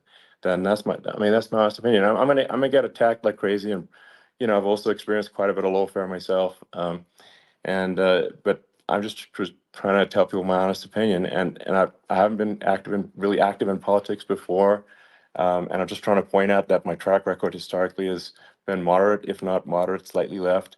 And so this is to people out there who are in the moderate camp to say, I think you should support um, Donald Trump for president. And I think it's actually a very important junction in the road, and we're in deep trouble if it goes the other way.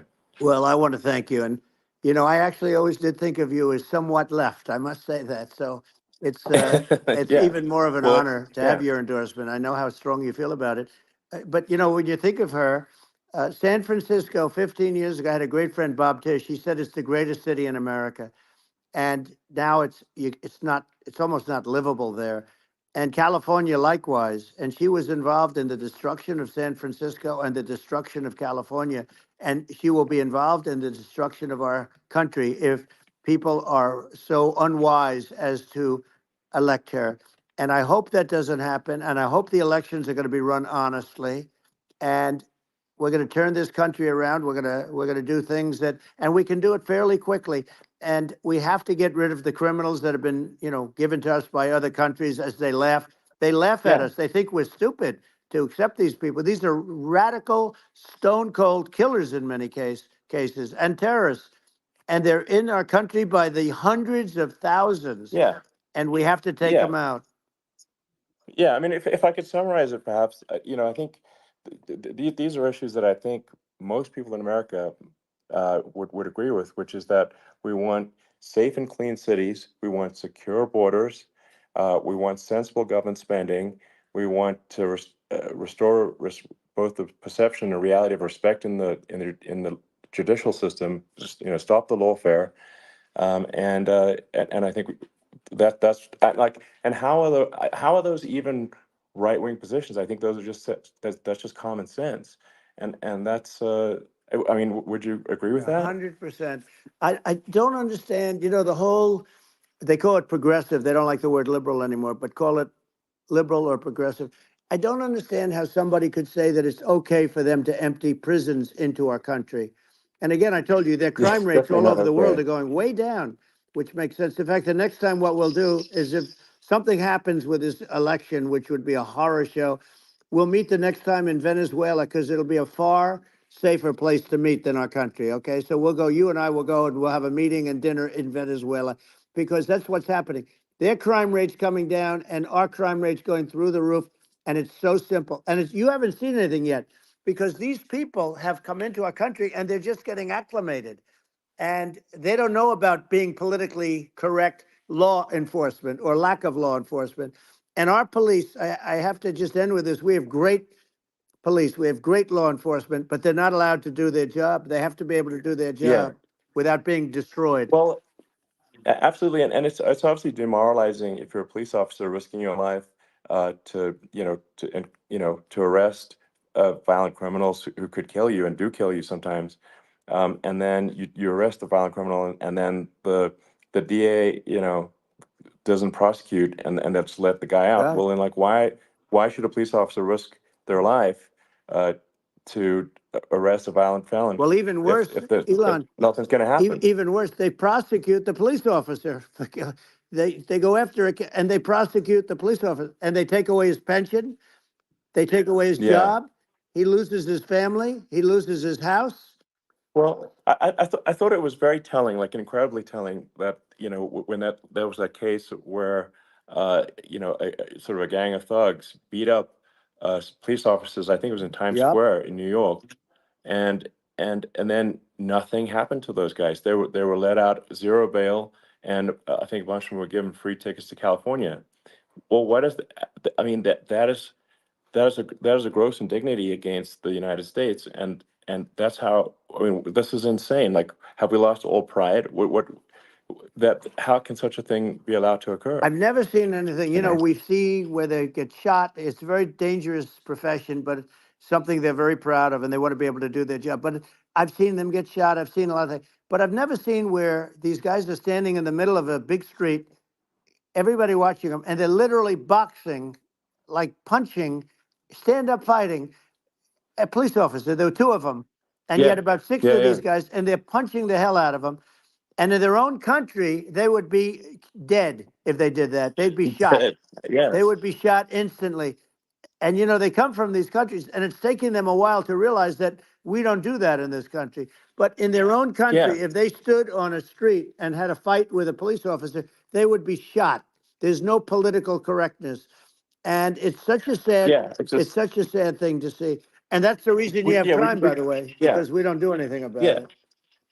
Yeah, we just cannot have a situation where our police officers are beaten up on camera by a gang of illegal immigrants, and then nothing happens to the guys that beat up the cops. I mean, and they're let out. This is Well, we're going to unacceptable. change it, Um, and we're going to get them out of the country. When I first got involved, they said you couldn't get them back to these countries. You couldn't take them back. In the case of Guatemala, Honduras, El Salvador, some others, You couldn't get them back. And I said, really? Oh, you can't get it back? Because under Obama, he couldn't get them back. They'd fly them in, and they'd put planes on the runways in these countries so you couldn't land a plane. They'd bring them back.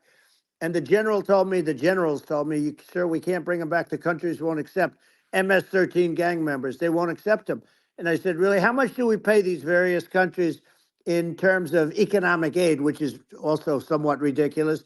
And the answer was $750 million. I said, good. Tell them they're in default.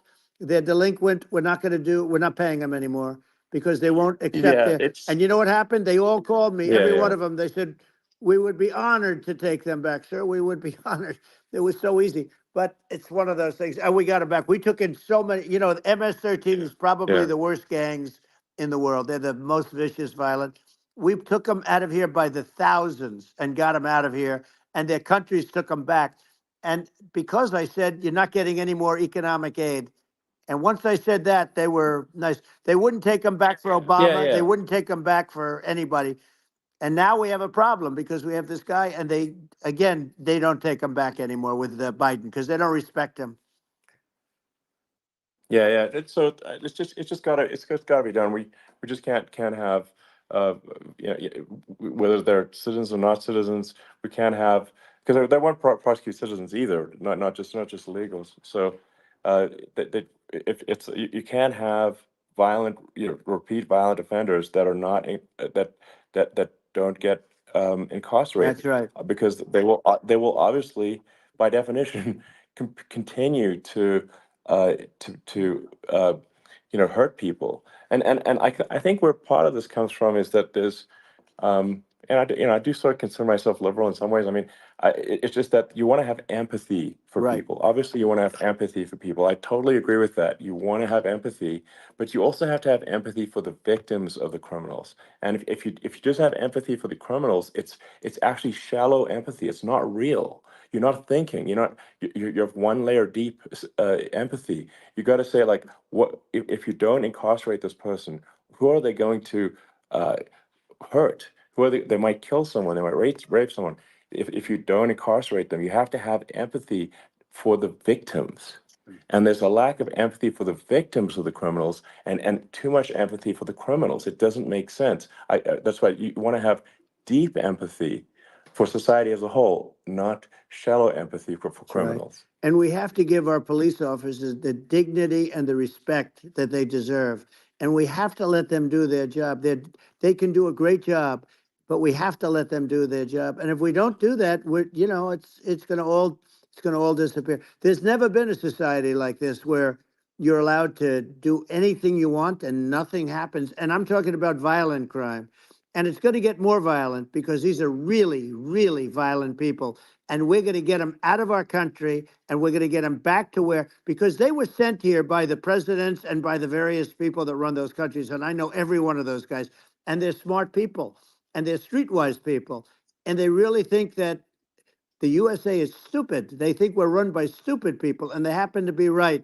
But when I was there, we had no problem. We got them out. We took out thousands of MS-13 gang members. We brought them back. And now, again, it's the same old story. We don't do it. And they actually gave them a big increase in aid. They raised it up to billions of dollars, and they get nothing for it. So I hope everybody's going to vote for Trump, and we're going to get this country straight. And Yeah. I didn't need this. I, I'm like you. I didn't need this. I had a very nice yeah, life. I didn't need to go yeah, through yeah. court systems and go through all the other stuff and run at the Sure. same time. I have to run. I have to go through fake trials with, in some cases, corrupt judges, totally corrupt judges. I didn't need it. I had a nice life. I have great locations. I have beautiful oceans that I have places. But I felt it was important. And if I had to do it over again, you probably think I'm crazy for doing it, actually. But if I had to do it over again, I would have done it over again because this is so much more important than me or my life. We're going to save this country. This country is going down. And these people are bad people that we're running against, and they're liars. They make statements. They do things that are so bad. They say they're going to make a strong border. They say they've been great on the border, and they've been the worst in history. They say they're Yeah, going to it's stop horrible. Like crime. the And facts speak for themselves. The it's so facts incredible. speak for themselves. Like it's gotten to the point where people just don't even bother reporting crime in a lot of That's cities right. because they know nothing is going to happen.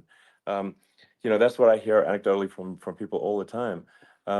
So it's just my values. I'm just saying to people out there, like the things I think are important for the future is like we've got to have safe cities, we've got to have secure borders, we've got to have sensible spending, and we've got to have deregulation, and Right. so we can have a prosperous future. And then we want to have some exciting, sort of moonshot projects that people can get fired up about. And that's the future I'm looking for. And I'm pro environment, but I'm not against. I'm not like I don't think we should vilify the oil and gas industry because they're keeping civilization going right now.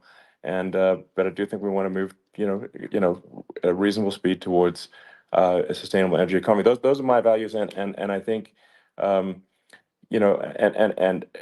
so I mean that's uh, why I'm supporting you for president. Well, I So appreciate it. We're going to give incentive to companies to come into our country, not to leave our country. We're going to be giving tremendous incentives. We want companies to build here, not to build in other locations. And we want to create jobs. And again, it's about the American dream. You don't hear about the American dream anymore, Elon. You don't hear. You're the American dream in the truest sense, but you don't hear about the American dream anymore. And you're going to hear about it. People, they need that incentive to go out yeah, and do it. And they're going to love their lives. I mean, they're going to look forward to getting up in the morning and going to a job that they love, not a job that they can't stand, or not any job at all where they have no money, where they yeah, literally have no money, and then they end up with violence and lots of other problems. No, we're yeah. going to do some great things. And I learned a lot in the first. We had a great economy and all of that. We rebuilt the military. We did so much, but I also learned the best people. I learned the good people, the smart people, the dumb people, the people that can do things. The people, you learn. When I first came in, I tell people I was in Washington D.C. only 17 times, according to the fake news media. I was in 17 times. I never stayed over. And you don't know people. You rely on other people to give you names, and then you realize the people you relied on weren't so good. Now, we had great people, but we also had some where I wouldn't have, used them had I known. Now I Yeah. know everybody. And I think we're going to really turn things around fast. We have no choice. Otherwise, we're not going to have a country. And I really appreciate this. To me, it's been a lot of fun being with you. You're an amazing guy. You've done an incredible job and a great inspiration to people, a great inspiration. And I hope you keep going and just continue to do well. And we're going to have a big election coming up. And I think November 5th will be the most important day in the history of our country. I think that election will be the most important election. And I think it'll end up being maybe the most important day in the history of our country, because if Yeah. we don't win, I just feel so sorry for everybody.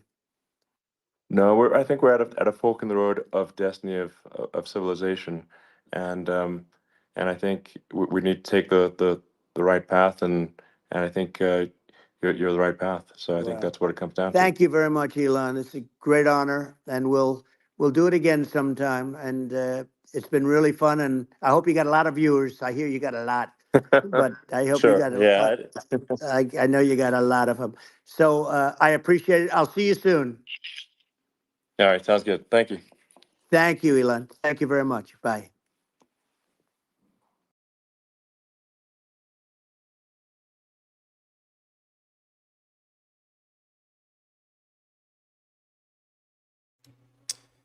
All right. Well, there you guys have it. We'll have some post commentary. We have a special guest with us tonight, the one and only, for the second time in a long time. Actually, more than the second time. But Wadi, the crypto hunter. Wadi, how you doing tonight? I am good. I am good, my friend. How are you? Thank you for allowing me to be here. Absolutely, brother. It's been a while. I missed you. Always supported you. I do try to chime in on some of your posts and so on. Before we kick into the comments, we did 3 hours. Wow, the first part was a real rough patch there, right? We had like a half an hour delay. It was kind of like all these people, especially crypto related people, like, man, we're here for the kickoff, and a lot of you guys, instead of leaving, you stayed the course.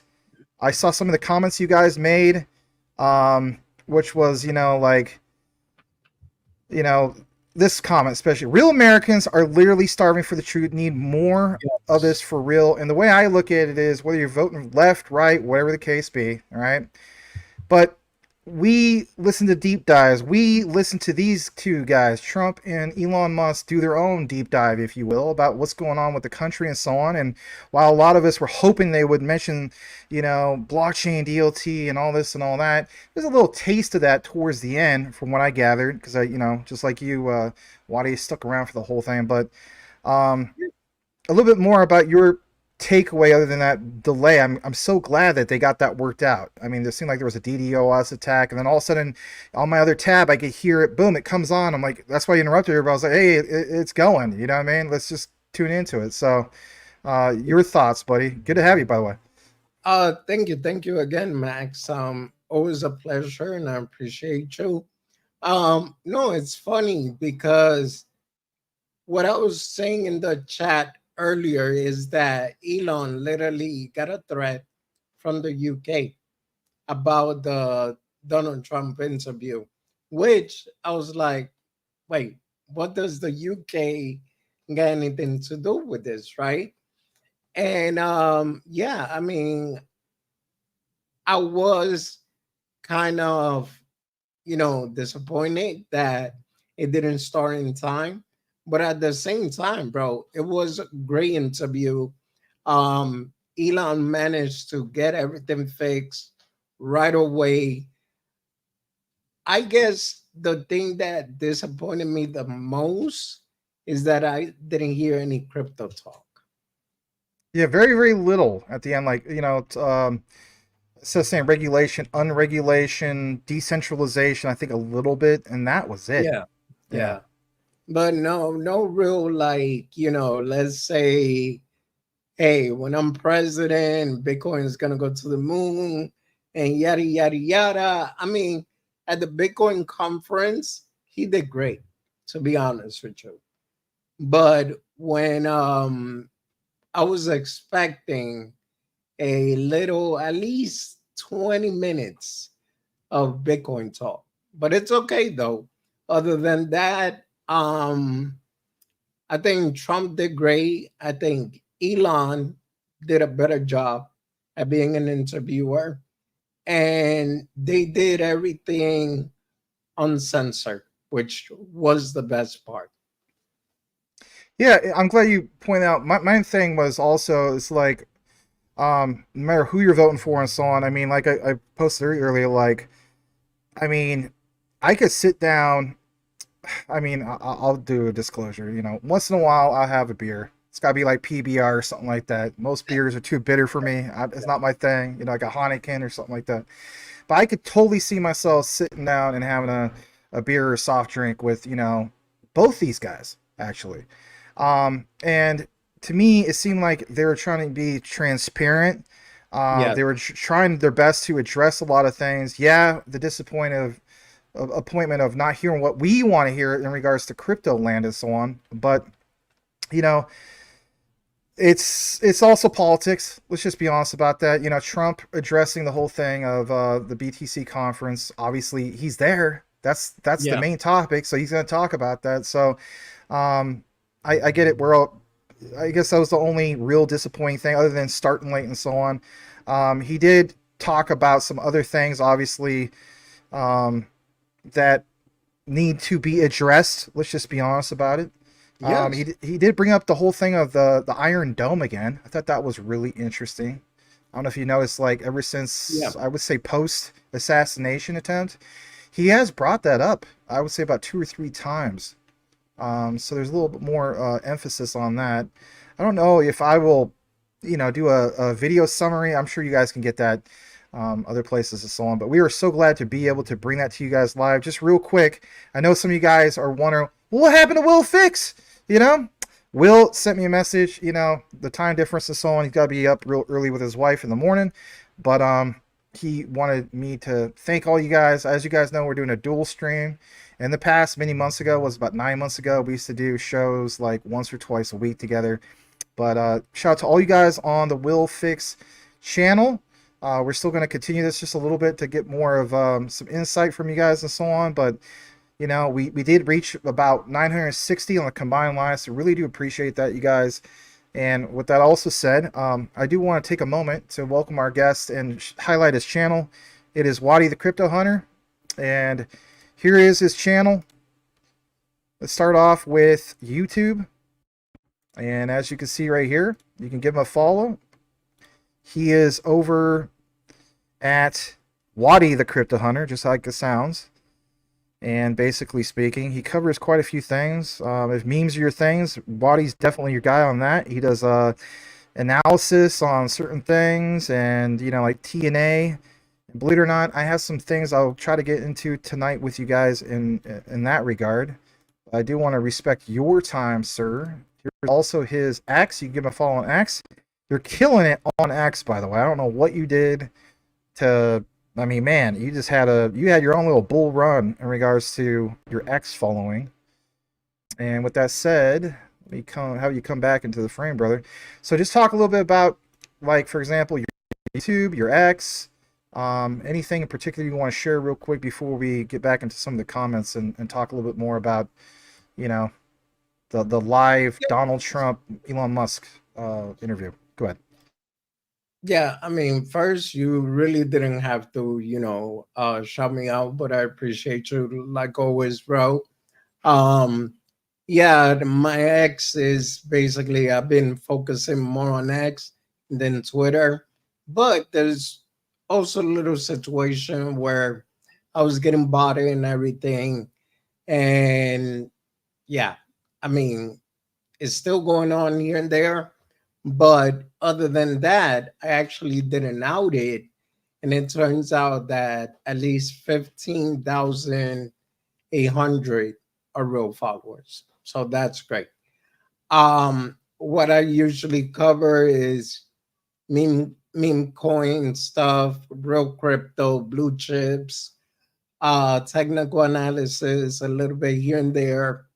And I do it on X, and I also do it on YouTube. I stream Monday, Wednesdays, and Thursday, but I am actually thinking of streaming at least 5 days a week again because my channel has been dying, bro. Other than that, that's just it. Just enjoying a friendly chat with my friend right here, Max. Make sure you guys hit the like button, subscribe, all that good stuff, because this guy is worth it. I mean, known him for a good minute now. His research is top notch. So make sure that if you are here and you haven't followed him yet or subscribed to his channel, make sure that you do. Well, I appreciate that, brother. Thank you so much. Listen, we're gonna give you guys a little bonus. I kind of feel disappointed that we didn't really get a chance to get really into the whole crypto thing. Is there anything else you want to add in regards to the whole thing? In regards to, I gotta stop saying regards.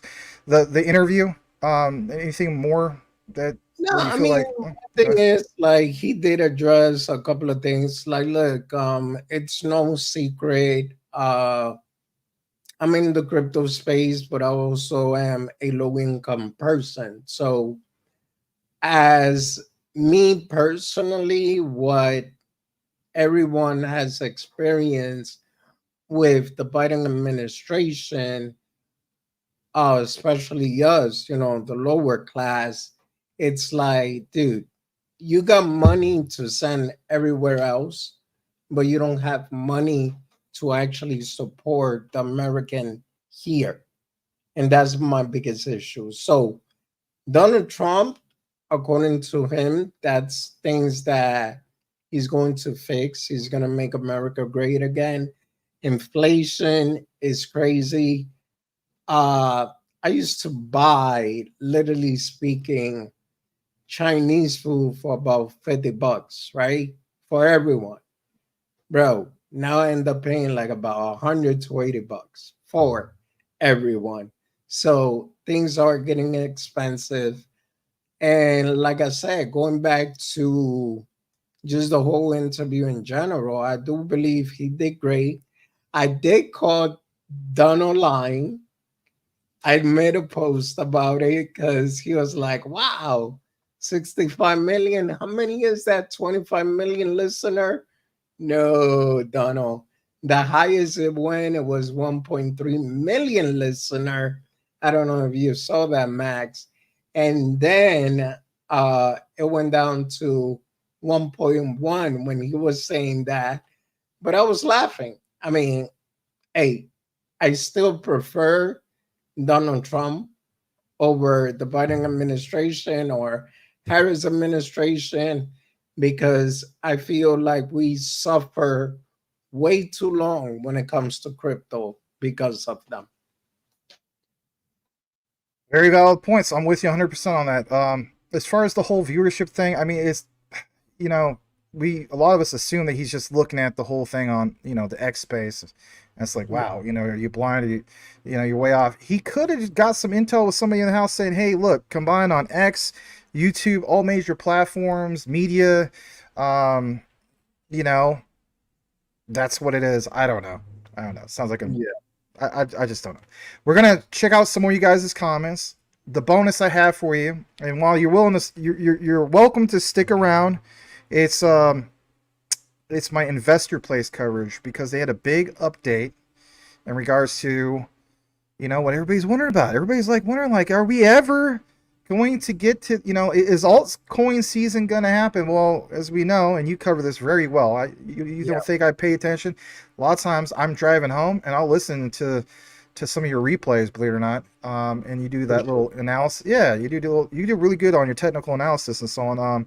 I just bring a weekly update because I don't specialize in that. I specialize in deep dives and so on. But this is an outline, you guys, in regards to, the BTC and obviously Ethereum. Are they going to still dominate? When is that going to happen? I don't have a crystal ball, but we're going to get into that. So stick around if that's your thing. If you guys want to go, you're like, been here long enough. That's good enough for me. I do salute you, and I do thank you guys. But guess what? We are going to read a few more comments. So, Wadi, you will stick around? You going to stick around, or you got to get going? I know it's 3 hours ahead over there. Okay. I'll stick around for another half an hour or so. Okay. Because, that's about all it's going to be anyway. Yeah. Okay. Well. Yeah, roughly. I'd like to get your take on it because there's some charts, and I know you do charts. I wanna pull up some stuff and get your 2 cents on some of that. So, all right, let's read this from John Buckley Jr. If you've watched Trump Bryson DeChambeau golf match, watch it. Okay. Henry Brown, thank you again for the super chats from earlier. I know someone's probably not here, because of time difference. Thank you to him as well.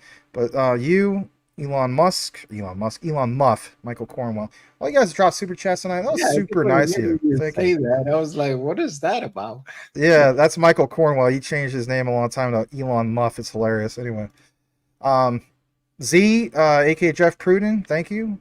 Mr. Lambo's Crypto Talk. Oh, wow. That was a while ago. Good to see you, brother. All right. Joe Q, thank you, gentlemen, for hosting. You're very welcome.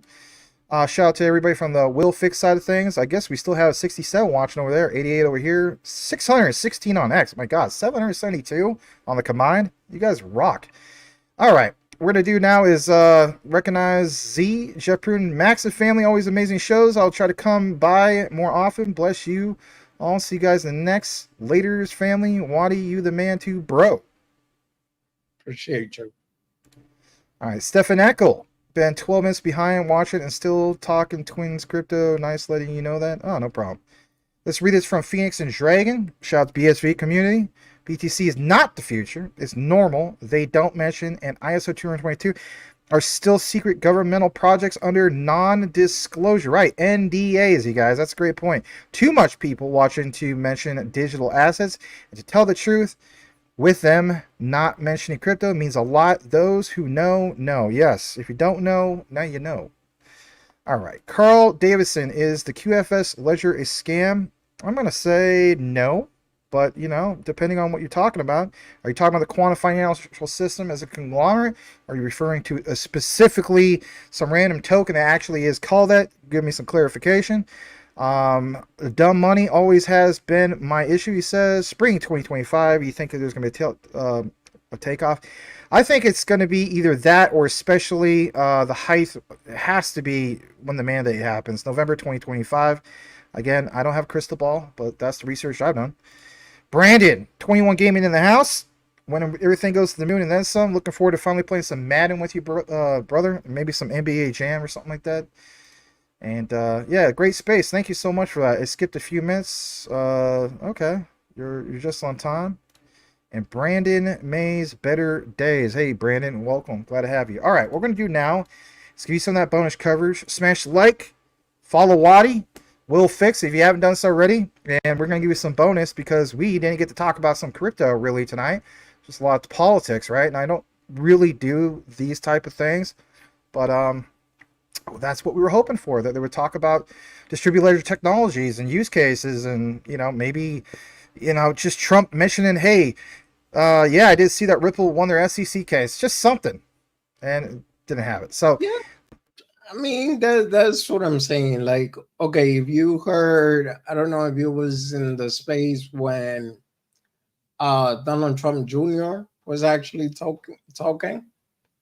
He did mention that Trump still is going to hold his word that first day in office, Uncle Gary, boom, gotta go. So I heard all that stuff. I'm just talking about as far as tonight. You know what I mean? Yeah. Yeah, no. I mean, that's what I'm saying. Like, I was expecting, he didn't mention AI and all of that and Tesla, and it's great. I mean, Elon Musk, he's a very successful individual, but I was expecting a little bit more of a crypto talk. Like, hey, if I'm elected, let's say you're going to be able to go to Best Buy and spend your little check in crypto, because usually he says the little crypto. So I was expecting at least that, bro. You get what I'm saying? But yeah, look, the way I see it, Max, is we're better off with Trump than with the Democrat Party. And mind you, I was raised and I was taught Democrats is for the poor, for the people. Republicans is for the rich. But if I'll be honest with you, when Trump was president, we wasn't going through as much as we are going through now under the Democratic Party. That's why I tell people, you might get mad because I'm supporting Trump, but at the end of the day, you need to be in my shoes to live what we've been through in order for you to understand why I'm like so much into supporting Trump. well said. What we're going to do now is going to take you over to what we promised, okay? So I'm going to full screen this, and then I will get Wadi's take here in a bit. Here it is from the Crypto Investor Network. This is a premium service that I'm part of. And this is an update which happened over the weekend. And it's a very, very valid update to say the least. So I'm going to take off some of this branding for a second. And, we've been talking. I mean, I even had you on the show a couple years ago talking about some of this stuff in regards to these cycles. So, the crypto boom cycle may hinge on this one thing. A wild week for the crypto markets. This was posted over the weekend, but in the same week, if you guys weren't aware, I'm sure most of you are, BTC staged its biggest single-day drop and single-day rally in nearly 2 years. On Monday, last Monday, not today, BTC crashed on recession fears in its biggest single-day drop since the FTX crisis in late 2022. Let's face it, a lot of you guys took advantage of those massive crashes, right? I remember Will Fix telling me, he's like, man, Quant's where it's at, $55. And some of these other ones, right? H-bar, 5-cent range. Heck, Casper with the hard R, like a penny, 2 cents, something like that, right? So, I mean, great prices on some of these things. Then on Thursday of last week, BTC soared in a recovery rally that marked the biggest single day rally in over 16 months. So I thought, time to mention some of this stuff again. So they say talk about volatility. Unfortunately, this volatility may persist. Fortunately, may culminate with BTC resuming its boom cycle and rallying to 100K before the year is out. Now, before we continue this, come back into the frame. And that is this. I just want your little 2 cents real quick before we continue. Do you see this with some of your TNA? 100K before the end of the year, BTC. Your thoughts? Mr. Wadi. Sorry, bro. I was reading Phoenix and Dragon. I appreciate it.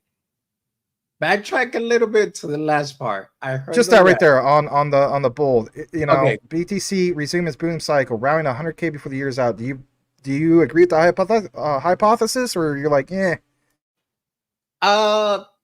Before year is out. See, this is the thing. No, bro. So I don't know where these people are getting all these charts from. Like, I saw a chart. It did a huge head and shoulder Bloomberg, by the way, that Bitcoin was going down. Then I see another chart with a huge cup and handle that shows that Bitcoin is supposed to go to 100K. But then when I look at my chart, and I'm gonna go to it right now real quick, they're looking at the weekly. Let me reset this. Hold on. And there is none of the formation. I don't see the head and shoulder, the inverted head and shoulder. I don't see the cup and handle either. So my thoughts is this. Let's say we do go lower. I think 44K would be the bottom, God willing. And then from there, we should start heading back up. Mind you, this is the weekly chart, so it would take some time before we actually get there. That's my thoughts. Okay. Give you a little heads up on the background of some of these guys. They, for example, Charlie Shrem was part of, or still is part of the Bitcoin Foundation. He's the credit is the first miner ever with a GPU, like graphics card. He's been into Bitcoin since $5. The other guy who does these write-ups, Luke Lango, has worked for the Philadelphia 76ers and the LA Dodgers, and he specializes in data analytics. He's also been one of the top stock pickers for, like, I think 5 years straight, from 2016 to 2021, give or take. But anyway, what I was going to reference here is all their charts come from Bloomberg, and they pull a lot of different material, not just off of the weekly. They look into, like, macroeconomic data. They look into inflation. They look into jobs reports, all that stuff. Hold on. I'm not talking about those guys. I'm talking about Twitter experts, bro. Oh, my bad, because you said, I don't know where these guys are getting their data from after I said that. But you were reading something, so maybe that's what you're talking. Okay, all right, fair enough. Twitter experts. I've seen. I mean, look, I'll probably just grab them both and copy and paste it and do a little wash, because I'm like, it's ridiculous. But I did forget to mention November, I believe, is going to be the decisive situation. And that's going to depend on who wins the elections, if I'm honest with you. Yeah, fair enough. I'm going to full screen this, and I want you guys to see just what we're talking about, at least from earlier. So, basically, they feel as though that there will still be a rally to 100K before the year is out. They feel as though, two words, consumer sentiment. They go on to mention that a variety of factors to drive crypto markets is interest rates, economic growth, forced liquidations, and, of course, ETF approvals. Halving events, etc. They have found the one factor that is most closely correlated with crypto price action in this cycle is consumer sentiment. When consumers are feeling good, they're buying crypto, and crypto prices are rising. Conversely, when consumers are feeling bad, they're selling cryptos and crypto prices are falling. Oddly enough, it has been that simple. I have never done this. If I'm feeling bad, I'm not giving into emotions and selling for a loss. That's just not me. I rather sell when things are, for a significant profit. It doesn't have to be all-time highs, but for significant profit, right? Otherwise, like, why am I in this? So just look at how closely correlated, like it says, the price of BTC has been with the University of Michigan's Consumer Sentiment Index. Throughout the first half of 2022, consumer sentiment crashed alongside BTC prices. Consumer sentiment bottomed in June of 2022, very close to when BTC bottomed. Throughout 2023 and early 2024, consumer sentiment choppily rose. BTC prices choppily rose too, but ever since March 2024, consumer sentiment has faded.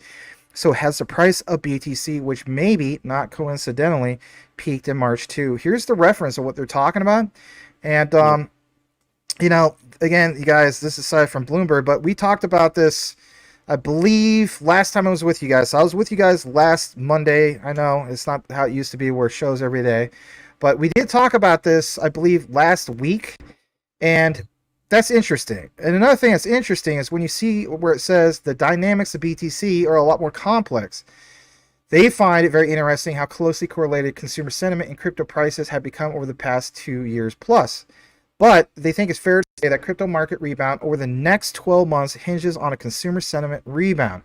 Now, Wadi just talked about the whole thing about, election results sentiment. Will we basically, in a nutshell, get a huge pump after somebody like Trump was to win in November? Yeah.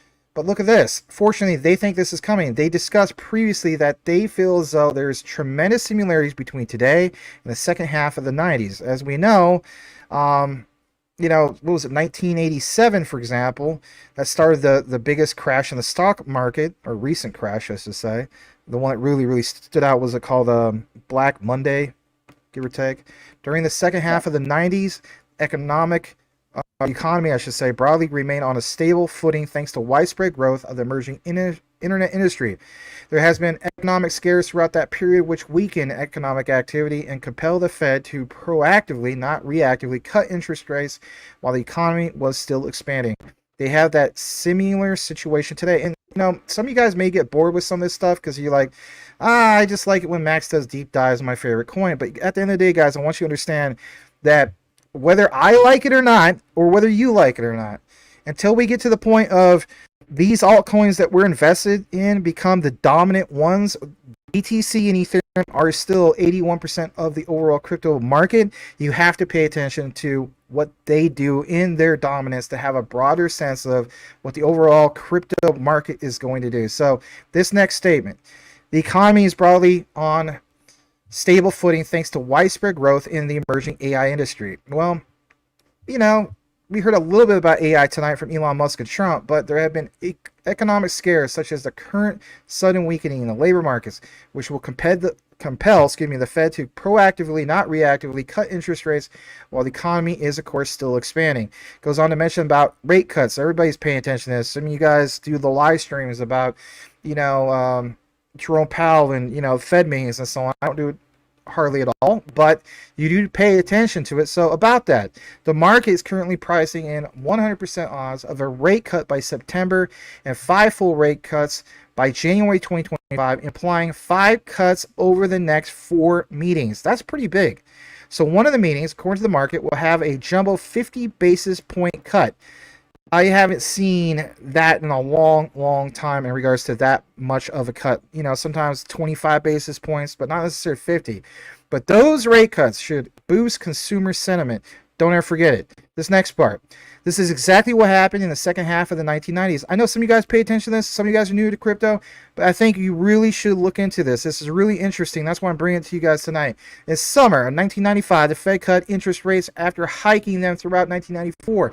Within months, flattish consumer sentiment started to rise and kept rising for nearly 3 years. And oh, by the way, what did we get towards the end of the 90s? And I know we talk about Democrats, Republicans, and so on, but say what you want, all right?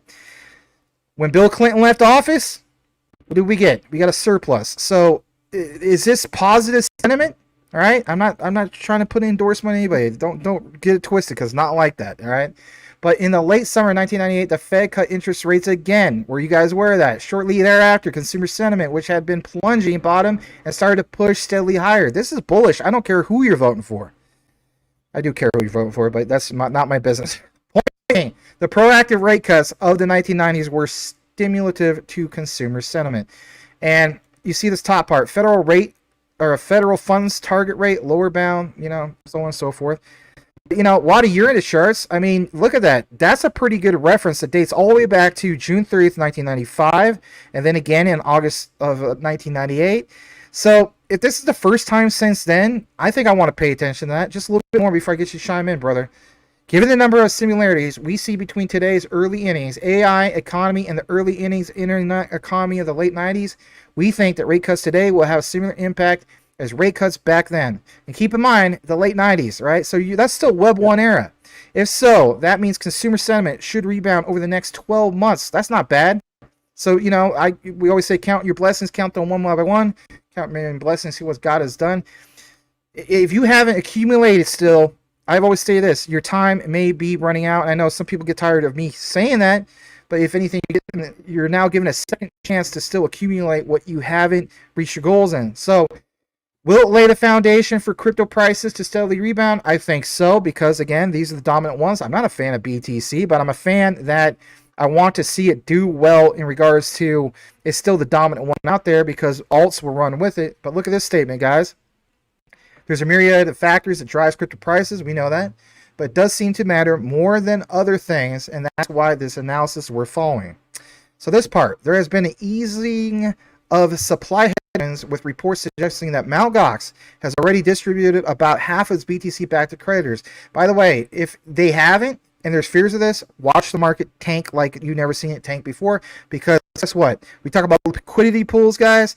Picture the biggest pool of all crypto. If that moves, the market will tank, period. You guys do some of these things with your long shots and shorts. Hey, guess what? Always pay attention to that. Fund flows seem healthy. BTC and ETH flows staying largely positive through this week's volatility, these last weeks. Political backdrop continues to improve. Kamala Harris launching her own pro-crypto initiative, and a sign that maybe legislation will shift. I'm betting on her. Anyway, more pro-crypto regardless of who wins the White House in November. Adoption trends appear to be good. And what have we been talking about in regards to adoption? QNT, from the horse's mouth. Gilbert Verdian mentioned recently adoption is happening. QNT you don't see in price because we don't have mass adoption yet. But Morgan Stanley allowing its investment advisor to recommend BTC ETFs to certain high net worth clients. That's worth noting. All signals seem positive for the most part, and it's just waiting to see what happens. So, back to this, man. I mean, that's where it's at for me, because, at the end of the day, we all want to see positive sentiment. We want to see this market rebound. And if anything, a lot of times we don't see a lot of the good news, but we have to reference history. I'm a former history teacher. I always got to reference history, and that's why I'll always pay attention to these 4-year cycles. Your thoughts? No, I mean, to be honest with you, if they go into a deeper dive, then I could see their point, where they're coming from. Because they do say, when in doubt, zoom out, right?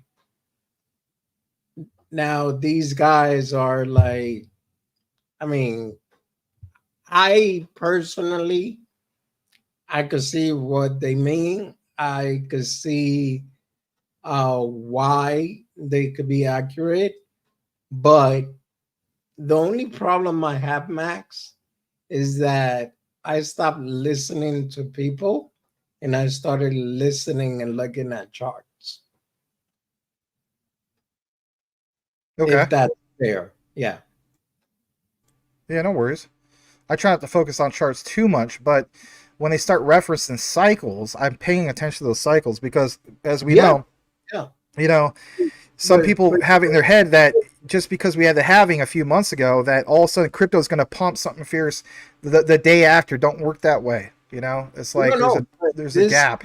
This is what it's a little bit intriguing, because usually Bitcoin might pump a little bit after the halving, and this year it kind of pumped before, or it pumps like, or I'm talking about bull run pump. I'm not talking about the pre-pump.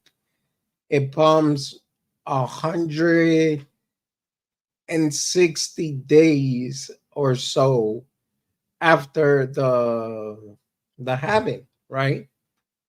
But this year it happened totally different. Everything it's like you can no longer really depend on cycle, because now there's a stronger force, which is institutional investors.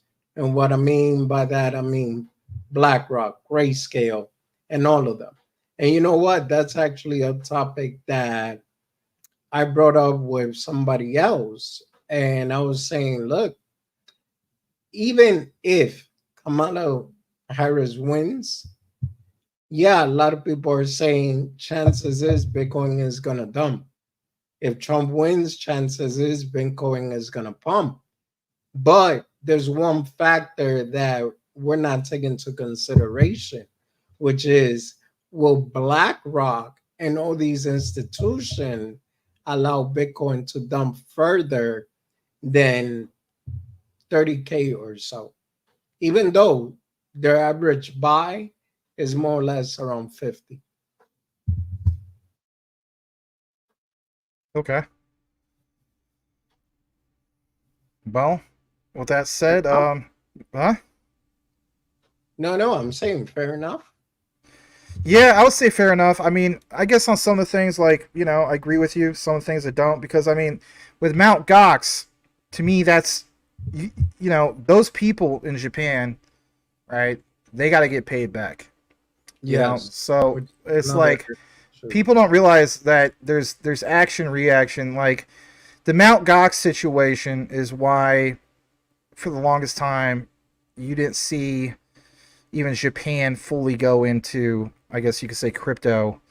In a time like when you hear the Bitcoin white paper of, Satoshi Nakamoto, was it 2008, 2009? So you hear the name Satoshi Nakamoto, it's a Japanese name. Well, why isn't Japan all pro crypto?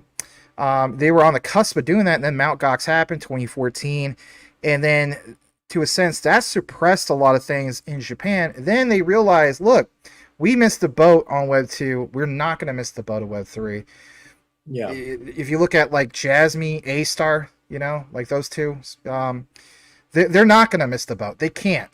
Japan cannot afford to miss the boat, because if anything, especially with the birth rates over there, like there's not enough people reproducing in Japan. They had the biggest depopulation of any country out there. So with that said, it's like, yeah, I understand the whole thing of like, it's a different ball game with the ETFs now in these cycles, but still BTC 21 million max supply. And the last few cycles, every single time you had the halving and so on, it creates that much more demand. Yeah, the miners are, I guess you could say, getting penalized, but because they're betting on a big pump, because actually it's costing more in electricity to mine BTC than what it's worth. Yeah. But Real quick, let me touch on the miner part. Mhm. There are miners that are still selling. They're still what? They're still selling. Yeah. I was looking, I covered that on my channel. I was looking at an article where they were talking about that miners are still taking profits, which, as long as they continue taking profit, that's also going to be an issue for Bitcoin to actually pump. I get that, but I'm saying your statement earlier about, like BlackRock. So like, to me, the biggest liquidity pool is Mount Gox, period. Like, we talk about Olympic sized swimming pool of, I use this analogy a lot, especially when it comes to Red Bull XRP. Like, if we could get on demand liquidity being used, it's just seeing little droplets of falling, into an empty pool. You're turning on full geyser gushing, and filling up Olympic sized swimming pools. Well, Mount Gox in itself, that amount of liquidity is like oh God, it's that's if there was 10 Olympic-sized swimming pools, they represent 8.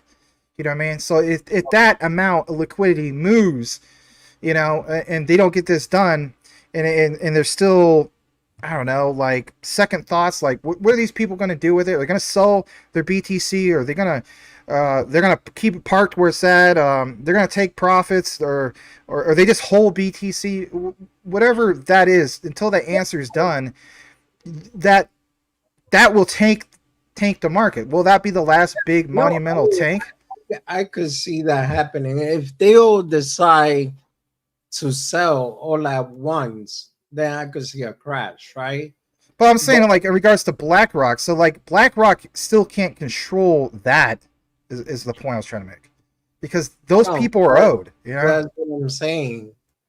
If you really think about it, okay, empty GOX could tank the market, but knowing BlackRock, Grayscale, and everybody else, and also knowing that Trump wants to bring Bitcoin business to America, bro.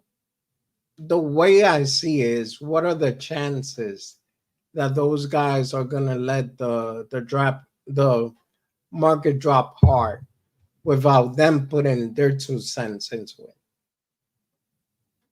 Mind you, 18 point in total as far as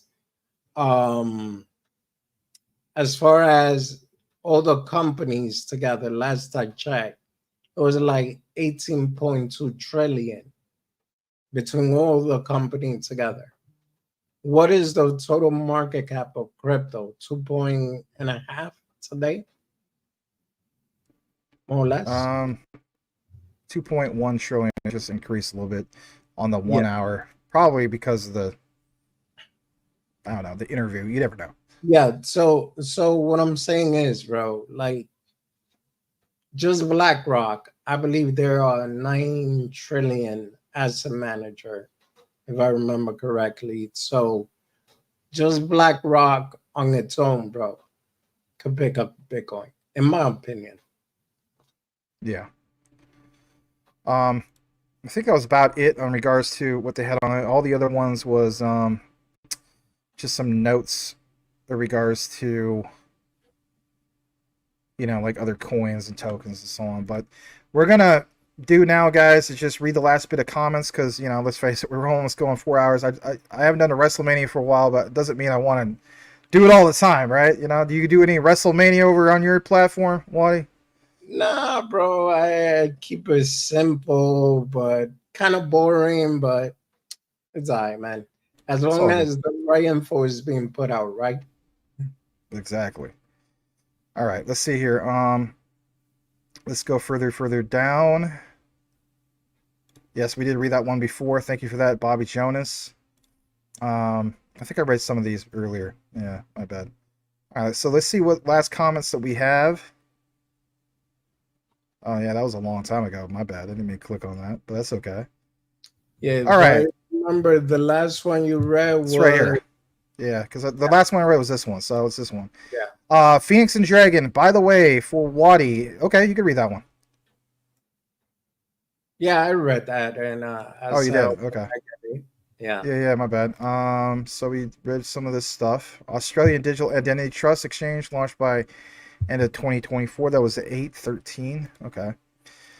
Will Fix needs a high 5. More channels bring Elon Trump stream now. Your guys, thanks supporting Will Fix and MaximusCrypto. Yeah, thank you very much, Stefan Eckel. Hello, Mr. Balaclava man. Bana me banana. Daylight come and Wadi wanna go home. Hey, Max, does Britain sound familiar? Brinted? No, it doesn't. I don't. I'm not aware of that. I don't know everything, so you might have to let me know about that. Frank Curry, excellent, is the black hole that will eat the total financial world. BlackRock will fall into the black hole of Stellar. That's a good analogy. All right, buddy. Thanks for rocking with me tonight. It was great having you here. Give him a follow on these 2 platforms. One last time to have a plug for Wadi. Here's his channel on YouTube. He's at, wow, You must have really scaled up. 20,000 subs? Yeah, I mean, I'll talk to Holy you. They're not cow. bots, so don't think about it. Um, Oh, it's all good. All right. No but worries. it's pay for advertisement and all of that, but Okay. that's the tricky thing, bro. I'm getting the following, but I'm not really getting the views and the Uh, results that I want. You get what I'm saying? So yeah, it's all good. something is off. Well, it's no worries. And on X, I know for a fact you do get a good following in there. A lot of people tune into you. Killing it on X, 16,600 followers. Yeah, you're kicking butt on X, man. So I'm gonna give you the last word. And with that said, No, there you I go. just appreciate you, bro, for allowing me to come hang out with you. Um, and it's always great, Max. Literally speaking, I know I'm not in every time you stream, I try to come here and there, but it's because usually by 9 p.m. I'm supposed to be over there sleeping or watching a movie with the wife. But today, I said, I'm going to stay up. I'm going to listen to this interview. And then I noticed the post that you was trying to cover. And then I was like, you know what? Let me go listen to my boy Max. And then my little thinking cap came on. And I was like, you know what? Let me see if I could get up there with them. That's it. And this is how I ended up here, bro. So I appreciate you. I appreciate you too, Wadi. We've been friends for a long time. We haven't done a dual stream together for a long time, a collaboration. But Yes. as you see, I do see your posts, and I try to chime in, and say like happy birthday to your wife, or recognize some of the cool things. You have a very beautiful family, man, and Thank you, bro. yeah, you got a lot to be proud of, buddy. So it's been an honor to have you back on. And Michael M, we might not have gotten to all your comments as well, but we do appreciate you being here. Jesse says thank you for the show this evening. Appreciate it. Yes, absolutely. Always support those in this space. We did tick up to 960. That's what I saw earlier, give or take. And yes, shout out to everybody on who's still rocking with us. 52 are on Will Fix's YouTube, 62 on YouTube here, 638 on X, 752 to close it out right before the 4-hour mark at 350. Know what you have, know what you hold. Research trumps FUD 110%. We'll see you on the next one. Over and out for now. Thanks again, everybody. Bye-bye.